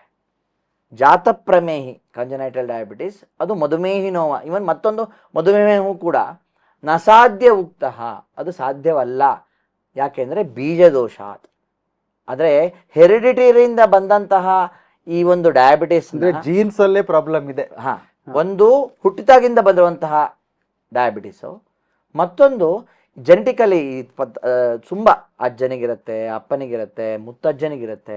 ಈ ತರಹ ಡಯಾಬಿಟಿಸು ಖಂಡಿತವಾಗಿಯೂ ಅದನ್ನು ನಾನು ರಿವರ್ಸ್ ಮಾಡಿಬಿಡ್ತೀನಿ, ಹಾಗಲಕಾಯಿ ಜ್ಯೂಸ್ ಕುಡಿದು ನಾನು ಆರಾಮ್ ಮಾಡಿಬಿಡ್ತೀನಿ ಅನ್ನುವಂತಹ ಭ್ರಮೆಯಲ್ಲಿ ದಯವಿಟ್ಟು ಇರಬೇಡಿ. ನೀವು ಸರಿಯಾದ ಚಿಕಿತ್ಸೆಯನ್ನು ಪಡೆಯಲೇಬೇಕು. ನೀವಿರೋ ತನಕ ಅದನ್ನು ಸ್ನೇಹಿತರಂತೆ ಟ್ರೀಟ್ ಮಾಡಬೇಕು. ಸ್ನೇಹಿತರನ್ನು ನಾವು ಇರೋ ತನಕ ಹೇಗೆ ಇಟ್ಕೋತೀವೋ, ಡಯಾಬಿಟಿಸ್ನ ಅದಕ್ಕೆ ಬೇಕಾಗುವ ಔಷಧೋಪಚಾರವನ್ನು ಮಾಡಿ ಇಟ್ಕೊಳ್ಳಿ. ಖಂಡಿತವಾಗಿಯೂ ನೀವು ಹೇಳಿದ ಆ ಟೈಪ್ 1 ಟೈಪ್ 2 ಎಲ್ಲ ಉಲ್ಲೇಖವೂ ಇದೆ. ಅದನ್ನು ನೇರವಾಗಿ ಹೇಳಿದ್ದಾರೆ, ಖಂಡಿತವಾಗಿ ಕಡ್ಡಿದ ಮುರಿದ ಹಾಗೆ ಇದನ್ನ ಟ್ರೀಟ್ ಮಾಡಕ್ ಆಗಲ್ಲ, ಇದು ಅಸಾಧ್ಯ ವ್ಯಾಧಿ ಅಂತ. ಈವನ್ ಮಾಡರ್ನ್ ಅಲ್ಲೂ ಕೂಡ ಡಯಾಬಿಟಿಸ್ ಡಿಪೆಂಡೆಂಟ್ ಅಂದ್ರೆ without insulin diabetes cannot be managed ಅಂತ. ಅವಳಿಗೆ ಇನ್ಸುಲಿನ್ ಬೇಕು, ಹಾಗೆ ಅದು ಬದುಕ್ಬೋದು. ಆಗ ಇನ್ಸುಲಿನ್ನ ವ್ಯವಸ್ಥೆ ಇರಲಿಲ್ಲ. ಈ ಒಂದು ಆಧುನೀಕರಣ ಒಂದಷ್ಟು ಕಂಫರ್ಟನ್ನು ಕೊಟ್ಟಿದೆ ಆಧುನಿಕ ವೈದ್ಯ ಪದ್ಧತಿ. ಹಾಗೆ ಆಗ ಬೇಗ ಸ್ವಲ್ಪ ಅದರ ಡಿಸೀಸ್ನ ಒಂದು ಏನು ಉತ್ತರೋತ್ತರವಾದಂತಹ ತೊಂದರೆಗಳು ಜಾಸ್ತಿ ಆಗ್ತಿತ್ತು. ಅಂದ್ರೆ ಒಂದು ಫ್ರೆಂಡ್ ತರ ಟ್ರೀಟ್ ಮಾಡಿ ಚೆನ್ನಾಗಿ ನೋಡ್ಕೊಳ್ಳಿ, ಇದನ್ನ ಕಂಪ್ಲೀಟ್ಲಿ ಕ್ಯೂರ್ ಮಾಡೋದಕ್ಕಾಗಲ್ಲ ಅಂತ ತಾವು ಹೇಳ್ತೀರಿ. ಇನ್ನೊಂದು ಹೇಳಿದ್ರಿ ತಾವು, ಈ ಒಂದು ಡಯಾಬಿಟಿಸ್ ಒಂದ್ಸರಿ ಬಂದ್ರೆ ನಾವು ಅದನ್ನ ರಿವರ್ಸ್ ಮಾಡೋಕ್ಕಾಗಲ್ಲ ಅಂತ ಹೇಳಿದ್ರಿ. ಅಂದ್ರೆ ಇದೊಂದು ಪಾಠ ಕೂಡ ನನ್ನ ಪ್ರಕಾರ. ಯಾಕೆಂದ್ರೆ ಈಗ ನಮ್ಗೆ ಯಾರಿಗೂ, ಕೆಲವರಿಗೆ ನನಗಿನ್ನೂ ಡಯಾಬಿಟಿಸ್ ಬಂದಿಲ್ಲ ಅಥವಾ ಬರಲಿಲ್ಲ ಅಂತ ಅನ್ಕೋಣ. ಯಾರ್ಯಾರಿಗಿನ್ನೂ ಡಯಾಬಿಟಿಸ್ ಬಂದಿಲ್ಲ, ನಾವೆಲ್ಲ ಸ್ವಲ್ಪ ಇವಾಗ ನಾವು ಆ ಶ್ರೀಮಂತಿಕೆನ ಸ್ವಲ್ಪ ಸೈಡ್ಗಿಟ್ಟು, ಏನೇನೋ ದುಡ್ಡಿದೆ, ಆ ಸವಲತ್ತುಗಳಿದೆ, ಕಾರ್ ಇರಲಿ ಏನೇ ಇರಲಿ, ನಮ್ಮ ಮನೆ ಕೆಲಸ ಅಟ್ಲೀಸ್ಟ್ ಆ ಮನೆ ಕೆಲಸದವ್ರನ್ನೂ ಇಟ್ಕೊಳ್ತೀವಿ ನಾವು. ಅಟ್ಲೀಸ್ಟ್ ನಮ್ಮ ಮನೆ ಕಸ ಗುಡಿಸೋದಾಗ್ಲಿ ಆ ಕೋವಿಡ್ ಟೈಮಲ್ಲಿ ನಾವು ಮಾಡಿದ್ವಿ. ಯಾಕೆಂದರೆ ಬರೋಕ್ಕೆ ಬಿಡ್ತಿರ್ಲಿಲ್ಲ ಅಪಾರ್ಟ್ಮೆಂಟಲ್ಲಾಗಲಿ ಮನೆಯಲ್ಲಾಗಲಿ. ಸೊ ನಾವು ಸ್ವಲ್ಪ ಚಟುವಟಿಕೆಯಿಂದ ಇದ್ದರೆ, ಅಂದರೆ ನಮ್ಮ ಕೆಲಸಗಳನ್ನು ಮಾಡ್ಕೊಳ್ಳೋದಾಗಲಿ ಅಥವಾ ಜಾಸ್ತಿ ಸೈಕಲ್ ಉಪಯೋಗಿಸೋವಂಥದ್ದು, ಒಂದು ನಮ್ಮ ಆಕ್ಟಿವಿಟಿಗಳನ್ನು ಇನ್ಕ್ರೀಸ್ ಮಾಡಿಕೊಂಡ್ರೆ ಈ ಡಯಾಬಿಟಿಸ್ ಬರದೇ ಇರೋ ಸಾಧ್ಯತೆಗಳಿದೆಯಾ ಅಂತ? ಖಂಡಿತವಾಗಿಯೂ. ಈಗ ಡಯಾಬಿಟಿಸ್ ಒಂದು ಅದರ ಜೊತೆಗೆ ನೀವು ಇನ್ನೊಂದು ಅಗ್ನಿದು ಹೇಳಿದ್ರಿ. ಅಂದ್ರೆ ನೀವು ಅರ್ಧ ಫುಡ್, ಈಗ ನಾವು ಫುಡ್ ನಾನು ಏನ್ ಮಾಡಕ್ಕಾಗಲ್ಲ, ಯಾಕೆಂದ್ರೆ ಏನ್ ಸಿಗುತ್ತೋ ಮಾರ್ಕೆಟ್ ಅಲ್ಲಿ ಅದನ್ನ ನಾನು, ಈಗ ಟೊಮೆಟೊ ನಾನೇನ್ ಬೆಳೆಯಕ್ಕಾಗಲ್ಲ, ಬೀನ್ಸ್ ನಾನ್ ಬೆಳೆಯಕ್ಕಾಗಲ್ಲ. ಈಗ ನಾನು ಅದನ್ನ ಏನ್ ಹಾಕಿರ್ತಾರೋ ಕೆಮಿಕಲ್ಸ್, ಬಾಳೆಹಣ್ಣು, ಮ್ಯಾಂಗೋ, ಅದು ಹೊರಗಡೆ ವಾಸನೆ ಗಮ್ಮಂತ ಏನೋ ಇದ್ರ ತರನೇ ಇರುತ್ತೆ. ಅದು ಕೆಮಿಕಲ್ಲು ನಿಜವಾದ ವಾಸನೆ ನಮ್ಗೇನು ಗೊತ್ತಾಗಲ್ಲ, ನಾವು ತಿನ್ಲೇಬೇಕು. ಈಗ ನೀವು ಹೇಳಿದಾಗೆ ಈಗ ರಾಸಾಯನಿಕಗಳನ್ನ ಹಾಕಿ ಬೆಳೆದಂತಹ ತರಕಾರಿಗಳು ತೊಂದರೆ ಕೊಡುತ್ತೆ. ಅದನ್ನು ನಾನು ಹೇಳಿರೋದು ಅದೂ ಅಲ್ಲ, ಅದನ್ನು ಸ್ವಲ್ಪ ಮ್ಯಾನೇಜ್ ಮಾಡೋಣ. ಇಲ್ಲಿ ನಮ್ಮಲ್ಲಿ ಏನಾಗಿದೆ, ಆಹಾರ ಪದ್ಧತಿಯಲ್ಲಿ ಮುಖ್ಯವಾಗಿ ತಿಂದಂಥ ಆಹಾರ 100ಕ್ಕೆ 100 ನನ್ನಲ್ಲಿ ಜೀರ್ಣ ಆಗ್ತಿದೆಯಾ ಅನ್ನುವಂಥ ಪ್ರಶ್ನೆಯನ್ನು ಪ್ರತಿಯೊಬ್ಬನೂ ಕೇಳ್ಕೋಬೇಕು. ಅವನಿಗೆ ಬೆಳಗ್ಗೆ ಎದ್ದಾಗ ಗೊತ್ತಾಗತ್ತೆ, ಶರೀರ ಲಘುತ್ವ ಕೊಡುತ್ತೆ. ಮಲಮೂತ್ರ ವಿಸರ್ಜನೆ ಸರಿಯಾಗಾದಾಗ ಜೀರ್ಣ ಆಗಿದೆ ಅಂತ ಅರ್ಥ. ಓಕೆ. ಇವತ್ತಿನ ಫಾಸ್ಟ್ ಫುಡ್ ಆಗಿರ್ಬೋದು, ಪಿಜ್ಜಾ ಬರ್ಗರ್ಗಳಾಗಿರ್ಬೋದು, ಅತಿಯಾದ ಮೈದಾ ಹಿಟ್ಟಿನಿಂದ ಮಾಡಿದಂತಹ ಆಹಾರಗಳಾಗಿರ್ಬೋದು, ಇದು ದೇಹಕ್ಕೆ ತೊಂದರೆ ಅಂತ ಗೊತ್ತು, ಆದರೂ ತಿಂತೀವಿ. ನೀವು ಹೇಳಿರೋ ಟೊಮೆಟೊ, ಬೀನ್ಸು ಏನೋ ಬೆಳೆದಿದ್ದನ್ನು ಸ್ವಲ್ಪ ನೀವು ಸಂಸ್ಕಾರ ಹಾಕಿ ಒಳ್ಳೆಯ ಒಗ್ಗರಣೆ ಮಾಡಿ ಅದಕ್ಕೆ ಉಪ್ಪುಳಿ ಖಾರವನ್ನು ಹಾಕಿ ಜೀರ್ಣವಾಗುವಂತಹ ರೀತಿಯಲ್ಲಿ ತಿಂದರೆ ಅದು ಅಷ್ಟು ಆರೋಗ್ಯಕ್ಕೆ ತೊಂದರೆ ಕೊಡದೇ ಇರಬಹುದು. ಮಧುಮೇಹಕ್ಕಂತೂ ಅತ್ಯಂತ ತೊಂದರೆ ಕೊಡೋದಿಲ್ಲ. ಈ ಫಾಸ್ಟ್ ಫುಡ್ಗಿದೆಯಲ್ಲ, ಅದು ಪಿಜ್ಜಾ ಬರ್ಗರ್ಗಳು ಮತ್ತೆ ಮೈದಾ ಹಿಟ್ಟಿನ ಯಾವುದು ಜೀರ್ಣವಾಗದೆ, ರೋಟಿ, ನಾನು ಬಟರ್ ರೋಟಿ, ನಾವು ತಿಂತಾನೆ ಗೊತ್ತಾಗುತ್ತೆ. ಸ್ವಲ್ಪ ಜಾಸ್ತಿ ಹೊತ್ತಾದ್ರೆ ಅದನ್ನ ಎಳಿಲಿಕ್ಕೆ ಆಗಲ್ಲ. ಅಂಥದ್ದು ಒಳಗೆ ಹೋದ್ರೆ ನಮ್ಗೆ ಹೇಗೆ ಜೀರ್ಣ ಆಗುತ್ತೆ? ಇದು ಕಾಮನ್ ಸೆನ್ಸು, ಇದು ವೈದ್ಯರಾಗಬೇಕು ಅಂತಿಲ್ಲ. ಇಂಥದ್ದನ್ನ ಸ್ವಲ್ಪ ದೂರ ಇಟ್ಟು ನೀವು ಹೇಳಿದಾಗೆ ಒಂದಷ್ಟು ವ್ಯಾಯಾಮಗಳು, ಯಾಕೆಂದ್ರೆ ಆಹಾರ ಕಡಿಮೆ ತಿನ್ನಕ್ಕಾಗಲ್ಲ ಅಂತ ಅಂದಮೇಲೆ ತಿಂದ ಆಹಾರ ಜೀರ್ಣನಾರು ಮಾಡ್ಕೋಬೇಕಾ? ಅದಕ್ಕೆ ಚಿಕಿತ್ಸೆಯಲ್ಲೇ ಕೂಡ 50% ನೀವು ವಾಕ್ ಮಾಡಬೇಕು, ಎಕ್ಸಸೈಸ್ ಮಾಡಬೇಕು, ಪ್ರಾಣಾಯಾಮ ಮಾಡಬೇಕು. ಆಯುರ್ವೇದ ವೈದ್ಯರು ಮಾತ್ರ ಅಲ್ಲ, ನ್ಯಾಚುರೋಪತಿ ಅವರು ಹೇಳ್ತಿದ್ದಾರೆ, ಆಧುನಿಕ ವೈದ್ಯ ಪದ್ಧತಿಯಲ್ಲೂ ಹೇಳ್ತಿದ್ದಾರೆ. ಇವತ್ತು ಆ ವ್ಯವಸ್ಥೆ ಇದೆ. ಆಯುರ್ವೇದದಲ್ಲಿ ವ್ಯಾಯಾಮ ಯೋಗೈ ವಿವಿಧೈ ಪ್ರಗಾಢೈ ಉದ್ವರ್ತನ ಸ್ನಾನ ಜಲಾವಸೇಕೈ ಸೇವ್ಯ ತ್ವಕ್ ಏಲ ಅಗರು ಚಂದನಾದ್ಯೈ ವಿಲೇಪಿನೈಶ್ಚಾಸು ನ ಸಂತಿ ಮೇಹ. ನ ಸಂತಿ ಮೇಹ, ಮೇಹ ಬರೋದಿಲ್ಲ ಇದನ್ನ ಮಾಡಿದರೆ. ನೀವು ಕೇಳಿರುವ ಪ್ರಶ್ನೆಗೆ ನೇರವಾದ ಶ್ಲೋಕ ಇದೆ. ವಿವಿಧ ರೀತಿಯ ವ್ಯಾಯಾಮಗಳು. ವ್ಯಾಯಾಮ ಅಂದ್ರೆ ಏನು? ಆಯಾಮ ವಿವಿಧಾಂಗಾನಾಂ ವ್ಯಾಯಾಮ ಇತಿ ಕೀರ್ತಿತಃ. ಅಂಗಗಳಿದ ವಿವಿಧ ಬಗೆಯ ಆಯಾಮಗಳನ್ನ ಮಾಡಿ ಸ್ವೆಟ್ ಬರುವ ರೀತಿಯಲ್ಲಿ. ಆಯುರ್ವೇದ ಹೇಳುತ್ತೆ ಲಲಾಟ ಸ್ವೇದ ಆಗೋ ತನಕ ವ್ಯಾಯಾಮ ಮಾಡು ಪ್ರತಿನಿತ್ಯ. ದೇಹದ ಅರ್ಧ ಶಕ್ತಿ ಖಾಲಿ ಆಗತ್ತೆ. ನೀವು ಹಾರಿ ಕುಣಿರಿ, ಯೋಗ ಮಾಡಿ, ಈ ಯೋಗಾಸನಗಳನ್ನು ಮಾಡಿ, ಅಥವಾ ವಾಕ್ ಮಾಡಿ, ಅಥವಾ ಮನೆಯಲ್ಲಿ ಡ್ಯಾನ್ಸ್ ಮಾಡಿ, ಏನಾದ್ರು ಮಾಡಿ, ಅಂಗಕ್ಕೆ ವಿವಿಧ ಹಣೆಯಲ್ಲಿ ಲಲಾಟ ಸ್ವೇದ ಆಗಿರಬೇಕು. ನಿಮಗೆ ತೊಂದರೆ ಆಗಿರಬಾರ್ದು. ಅದು ದೇಹದ ಅರ್ಧ ಶಕ್ತಿಯನ್ನ ಖರ್ಚು ಮಾಡಿರ್ಬೇಕು. ಇನ್ನು ಅರ್ಧ ಶಕ್ತಿ ನಿಮ್ಮ ಜೀರ್ಣಕ್ರಿಯೆ ಮಾಡುತ್ತೆ. ಇಷ್ಟು ಮಾಡಿ ಸುಮಾರು 60% 70% ಪ್ರಮೇಹ ಬರದಂತೆ ತಡೆಯಬಹುದು. ತುಂಬ ಚೆನ್ನಾಗಿ ಹೇಳಿದ್ರಿ. ಅಂದರೆ ಈ ಒಂದು ಎರಡು ಥರದ್ದಾಯಿತು. ಒಂದು ಈಗ ಆಲ್ರೆಡಿ ಡಯಾಬಿಟಿಸ್ ಇರೋರಿಗೆ ಡಾಕ್ಟ್ರ್ ಹತ್ರ ಹೋಗಿ, ಇನ್ನು ಆಯುರ್ವೇದಿಕ್ ಡಾಕ್ಟ್ರ್ ಹತ್ರ ಹೋಗಿ ಚೆಕ್ ಮಾಡಿಸ್ಕೊಳ್ಳಿ. ಅದು ಮಧುಮೇಹ ಅಲ್ಲದೇನೂ ಇರಬಹುದು, ಇನ್ಯಾವುದೋ ಒಂದು ಮೇಹ ಇರಬಹುದು ಈ 19ರಲ್ಲಿ. ಅದು ಒಂದು ಆಲ್ರೆಡಿ ಬಂದಿಲ್ಲ ಇನ್ನುವೇ ನಮಗೆ, ಅಂದರೆ ಈಗ ಡಯಾಬಿಟಿಸ್ ಇನ್ನೂ ಬಂದಿಲ್ಲ ಅಂದರೆ ಈ ಒಂದು ಎಲ್ಲ ಆ್ಯಕ್ಟಿವಿಟೀಸ್ ನೀವು ಹೇಳಿದ್ರಿ, ಇದರಿಂದ ಮೇಹ ಬರುತ್ತೆ ಅಂತ ಒಂದು ಒಳ್ಳೆ ಶ್ಲೋಕ ಹೇಳಿದ್ರಿ. ಅದು ನೀವು ಹೇಗೆ ಹೇಳ್ತಿರೋ ಗೊತ್ತಿಲ್ಲ, ಶ್ಲೋಕಗಳು ಸಾಮಾನ್ಯವಾಗಿ ನನಗೆ ಅದು ಕೇಳ್ತಾನೆ ಒಂದು, ಯಾಕೆಂದರೆ ನೀವೇನು ಪುಸ್ತಕ ಇಟ್ಕೊಂಡಿಲ್ಲ, ಏನೂ ಇಟ್ಕೊಂಡಿಲ್ಲ, ನಾವು ಲೈವಲ್ಲಿ ಮಾತಾಡ್ತಿದ್ವಿ, ಹಾಗೇ ಹೇಳ್ತಿದ್ದೀರ ತಾವು ಶ್ಲೋಕಗಳನ್ನು. ಬೇರೆಯವರೆಲ್ಲ ಬಹಳಷ್ಟು ಜನ ಪಂಡಿತರು ಬರ್ತಾರೆ, ನೋಟ್ಸ್ ಮಾಡಿಕೊಂಡು ಪುಸ್ತಕ ಇಟ್ಕೊಂಡು ಅದನ್ನು ನೋಡಿ ಕೂಡ ಹೇಳ್ತಾರೆ. ಆದರೆ ತಾವು ಹಾಗೆ ಹೇಳ್ತಾ ಇದ್ದಾರೆ, ಅದೇ ಒಂದು ಆಶ್ಚರ್ಯ ನನಗೆ. ಇದು ಆಯುರ್ವೇದದಲ್ಲಿ ಏನಂದ್ರೆ ಈ ಶ್ಲೋಕಗಳು ಹೇಗಿರುತ್ತೆ ಅಂತಂದ್ರೆ ನೇರವಾಗಿ ಚಿಕಿತ್ಸೆಯನ್ನೇ ವರ್ಣನೆ ಮಾಡಿದ್ದಾರೆ. ಆ ಶ್ಲೋಕಗಳನ್ನ ಬಿಟ್ಟು ಆಯುರ್ವೇದ ಇಲ್ಲ, ಆಯುರ್ವೇದ ಬಿಟ್ಟು ಅದಿಲ್ಲ. ಅದೊಂದು part and parcel of Ayurveda. ಹಾಗಾಗಿ ಶ್ಲೋಕವನ್ನು ನಾವು ಕಲಿತಾಗ ನಮ್ಮ ಆತ್ಮವಿಶ್ವಾಸವಾಗಿ ಆಯುರ್ವೇದ ನಮ್ಮೊಳಗೆ ಇದೆಯೇನೋ ಅನ್ನುವಂತಹ ಭಾವ ನಮಗೆ ಬರುತ್ತೆ. ಎಕ್ಸ್ಟ್ರಾರ್ಡಿನರಿ. ಅದರಿಂದ ಅದೊಂದು ಖುಷಿ ಕೊಡುತ್ತೆ. ಕೇಳಕ್ಕೆ ಖುಷಿ. ಯಾಕಂದ್ರೆ ವ್ಯಾಯಾಮಕ್ಕೂ ಒಂದು ಶ್ಲೋಕ ಹೇಳ್ಬಿಟ್ರಿ ನೀವು. ಅಂದ್ರೆ ವ್ಯಾಯಾಮದ ಅರ್ಥ ಹೇಳಿದ್ದೇ ಒಂದು ಶ್ಲೋಕ ಹೇಳಿದ್ರಿ. ಅಂದ್ರೆ ಅಷ್ಟು ನಿಮ್ಗೆ ಆ ತಲೆಯಲ್ಲಿ ಕೂತಿದೆ, ಅಷ್ಟು ಎಲ್ಲ ಶ್ಲೋಕಗಳು ಅಂತ. ಆನಂದ ಆಗುತ್ತೆ ಕೇಳೋದಕ್ಕೆ. ಇನ್ನೊಂದು ಕೊನೆಯದಾಗಿ, ಈ ಒಂದು ಕಾಯಿಲೆಗಳು ಬಂದುಬಿಟ್ಟಿದೆ ನಮಗೆ ಅಂತಂದ್ರೆ ಯಾವ ಥರದ ಟ್ರೀಟ್ಮೆಂಟ್ ಇದೆ? ಯಾಕಂದ್ರೆ ಇಲ್ಲಾದ್ರೆ ನಮ್ಗೆ ಗೊತ್ತು ಅದು ಮೆಟ್ಫಾರ್ಮಿನ್ನು ಇದೆಲ್ಲ ಏನು ಶುಗರ್ ಲೆವೆಲ್ನ ಕಡಿಮೆ, ಅಂದ್ರೆ ಬರೀ ಸಿಂಪ್ಟಮ್ಯಾಟಿಕ್ ಟ್ರೀಟ್ಮೆಂಟ್. ನಾವು ಏನು ಮಾಡ್ತೀವಿ, ಶುಗರ್ ಲೆವೆಲ್ ಜಾಸ್ತಿ ಇದೆ, ಒಂದಿನ ಜಾಸ್ತಿ ತಿಂದುಬಿಟ್ರೆ ಒಂದಿನ ಜಾಸ್ತಿ ಕಮ್ಮಿ ಮಾಡಿದ್ರೆ ಅಷ್ಟರಲ್ಲೇ ಕಂಟ್ರೋಲ್ ಮಾಡಬೇಕು, ಮಾತ್ರೆ ಡೋಸ್ ಜಾಸ್ತಿ ಮಾಡ್ಬೇಕಷ್ಟೇ ನಾವು. ಜಾಸ್ತಿ ಆಯಿತು, ಇದಕ್ಕೂ ಕಮ್ಮಿ ಆಗಿಲ್ಲ ಅಂದರೆ 25 ಗ್ರಾಮ್ ಇರೋದು 50 ಗ್ರಾಮ್ ಮಾಡಿ, 100 ಗ್ರಾಮ್ ಮಾಡಿ, ಅದು 150 ಮಾಡಿ, 200 ಗ್ರಾಮ್ ಮಾಡಿ, ಮಾತ್ರೆ ಇನ್ಕ್ರೀಸ್ ಮಾಡಿ ನಾವು ಶುಗರ್ ಕಂಟ್ರೋಲ್ ಮಾಡ್ತೀವಿ. ಇದರಲ್ಲಿ ಏನು ಟ್ರೀಟ್ಮೆಂಟ್ ಇದೆ? ಈ ಪ್ರಮೇಹಗಳ ಬಗ್ಗೆ ಹೇಳಿದ್ರಿ, ಮಧುಮೇಹದ ಬಗ್ಗೆ ಹೇಳಿದ್ರಿ, ಸ್ಥೂಲವಾಗಿ ಒಂದು ಕ್ವಿಕ್ ಆಗಿ ತಿಳಿಸೋದಾದ್ರೆ. ಖಂಡಿತ. ನೀವು ಕೇಳಿರುವ ಪ್ರಶ್ನೆ ಏನು ಕೇಳಿದ್ರಿ ಅಂದರೆ, ಎಲ್ಲರೂ ಸಹಜವಾಗಿ ಏನು ಮಾಡ್ತಾರೆ ಅಂತಂದರೆ, ಅವ್ರಿಗೇನು 120ಕ್ಕಿಂತ ಮೇಲೆ ಇರಬಾರ್ದು, 300 ಹೋದರೆ ಜಾಸ್ತಿ ಅಂತ ಅನ್ಸುತ್ತೆ. ಶುಗರ್ ಲೆವೆಲಿನ ಆಧಾರದ ಮೇಲೆ ಅದನ್ನು ಅನಲೈಸ್ ಮಾಡ್ತಾರೆ. ಆಯುರ್ವೇದದವರು ಶುಗರ್ ಲೆವೆಲನ್ನು ನೋಡಲ್ಲ ಅಂತಲ್ಲ, ಆದರೆ ಅದೊಂದೇ ಮುಖ್ಯವಾದ ಪ್ರಾಮುಖ್ಯತೆ ಬರಲ್ಲ. ಆತನ ಸಂಪೂರ್ಣವಾದಂತಹ ದೇಹದ ಸಾಮರ್ಥ್ಯ ಹೇಗಿದೆ, ಯಾವ ರೀತಿಯಲ್ಲಿ ಮೂತ್ರ ಇದೆ, ಮೂತ್ರ ಪರೀಕ್ಷೆಯನ್ನು ಬಹಳ ಸವಿಸ್ತಾರವಾಗಿ ಹೇಳಿದ್ದಾರೆ. ಮೂತ್ರದಲ್ಲಿ ಯಾವ ಅಂಶಗಳು ಹೊರಗೆ ಹೋಗ್ತಾ ಇದೆ, ಶಕ್ತಿ ಹೊರಗೆ ಹೋಗ್ತಾ ಇದೆಯಾ ಅನ್ನುವಂಥದ್ದನ್ನು ಉಲ್ಲೇಖ ಆಗಬೇಕು. ಕೇವಲ ಡಯಾಬಿಟಿಸನ್ನು ಅಂಡರ್ ಕಂಟ್ರೋಲ್ ಮಾಡಿದಂತಹ ಒಬ್ಬ ವ್ಯಕ್ತಿ 20 ವರ್ಷಗಳ ಕಾಲ ಅವನಿಗೆ ಡಯಾಬಿಟಿಸ್ ನ್ಯೂರೋಪತಿ ಬರಲೇಬಾರ್ದು. ಡಯಾಬಿಟಿಸ್ನ 20 ವರ್ಷ 150 ದಾಟದೇ ಇದ್ದಂತಹ ಒಬ್ಬ ವ್ಯಕ್ತಿಗೂ ಕೂಡ ಡಯಾಬಿಟಿಸ್ ನ್ಯೂರೋಪತಿ ಬರುತ್ತೆ. ಅದರ ಅರ್ಥ ಏನು? ಕೇವಲ ಶುಗರ್ ಲೆವೆಲನ್ನು ಕಡಿಮೆ ಮಾಡ್ಕೊಳ್ಳೋದು ಮಾತ್ರ ಡಯಾಬಿಟಿಸಿನ ಚಿಕಿತ್ಸೆ ಅಲ್ಲ, ಅದಕ್ಕಿಂತ ಹೊರತುಪಡಿಸಿದಂಥ ಇನ್ನೊಂದು ವ್ಯವಸ್ಥೆ ಇದೆ. ಹೇಳಿದಂತೆ ಈ ಒಂದು ಮೆಟಾಬಲಿಸಮ್, ಜೀರ್ಣಕ್ರಿಯೆ ವ್ಯವಸ್ಥೆ. ಅದರ ಅರ್ಥ ರಕ್ತದ ಲೆವೆಲ್ಲು ಜಾಸ್ತಿ ಇರ್ಲಿಕ್ಕೆ ಅವಕಾಶ ಕೊಡಬೇಕು ಅಂತ ನಾನು ಹೇಳಿದ್ದಲ್ಲ.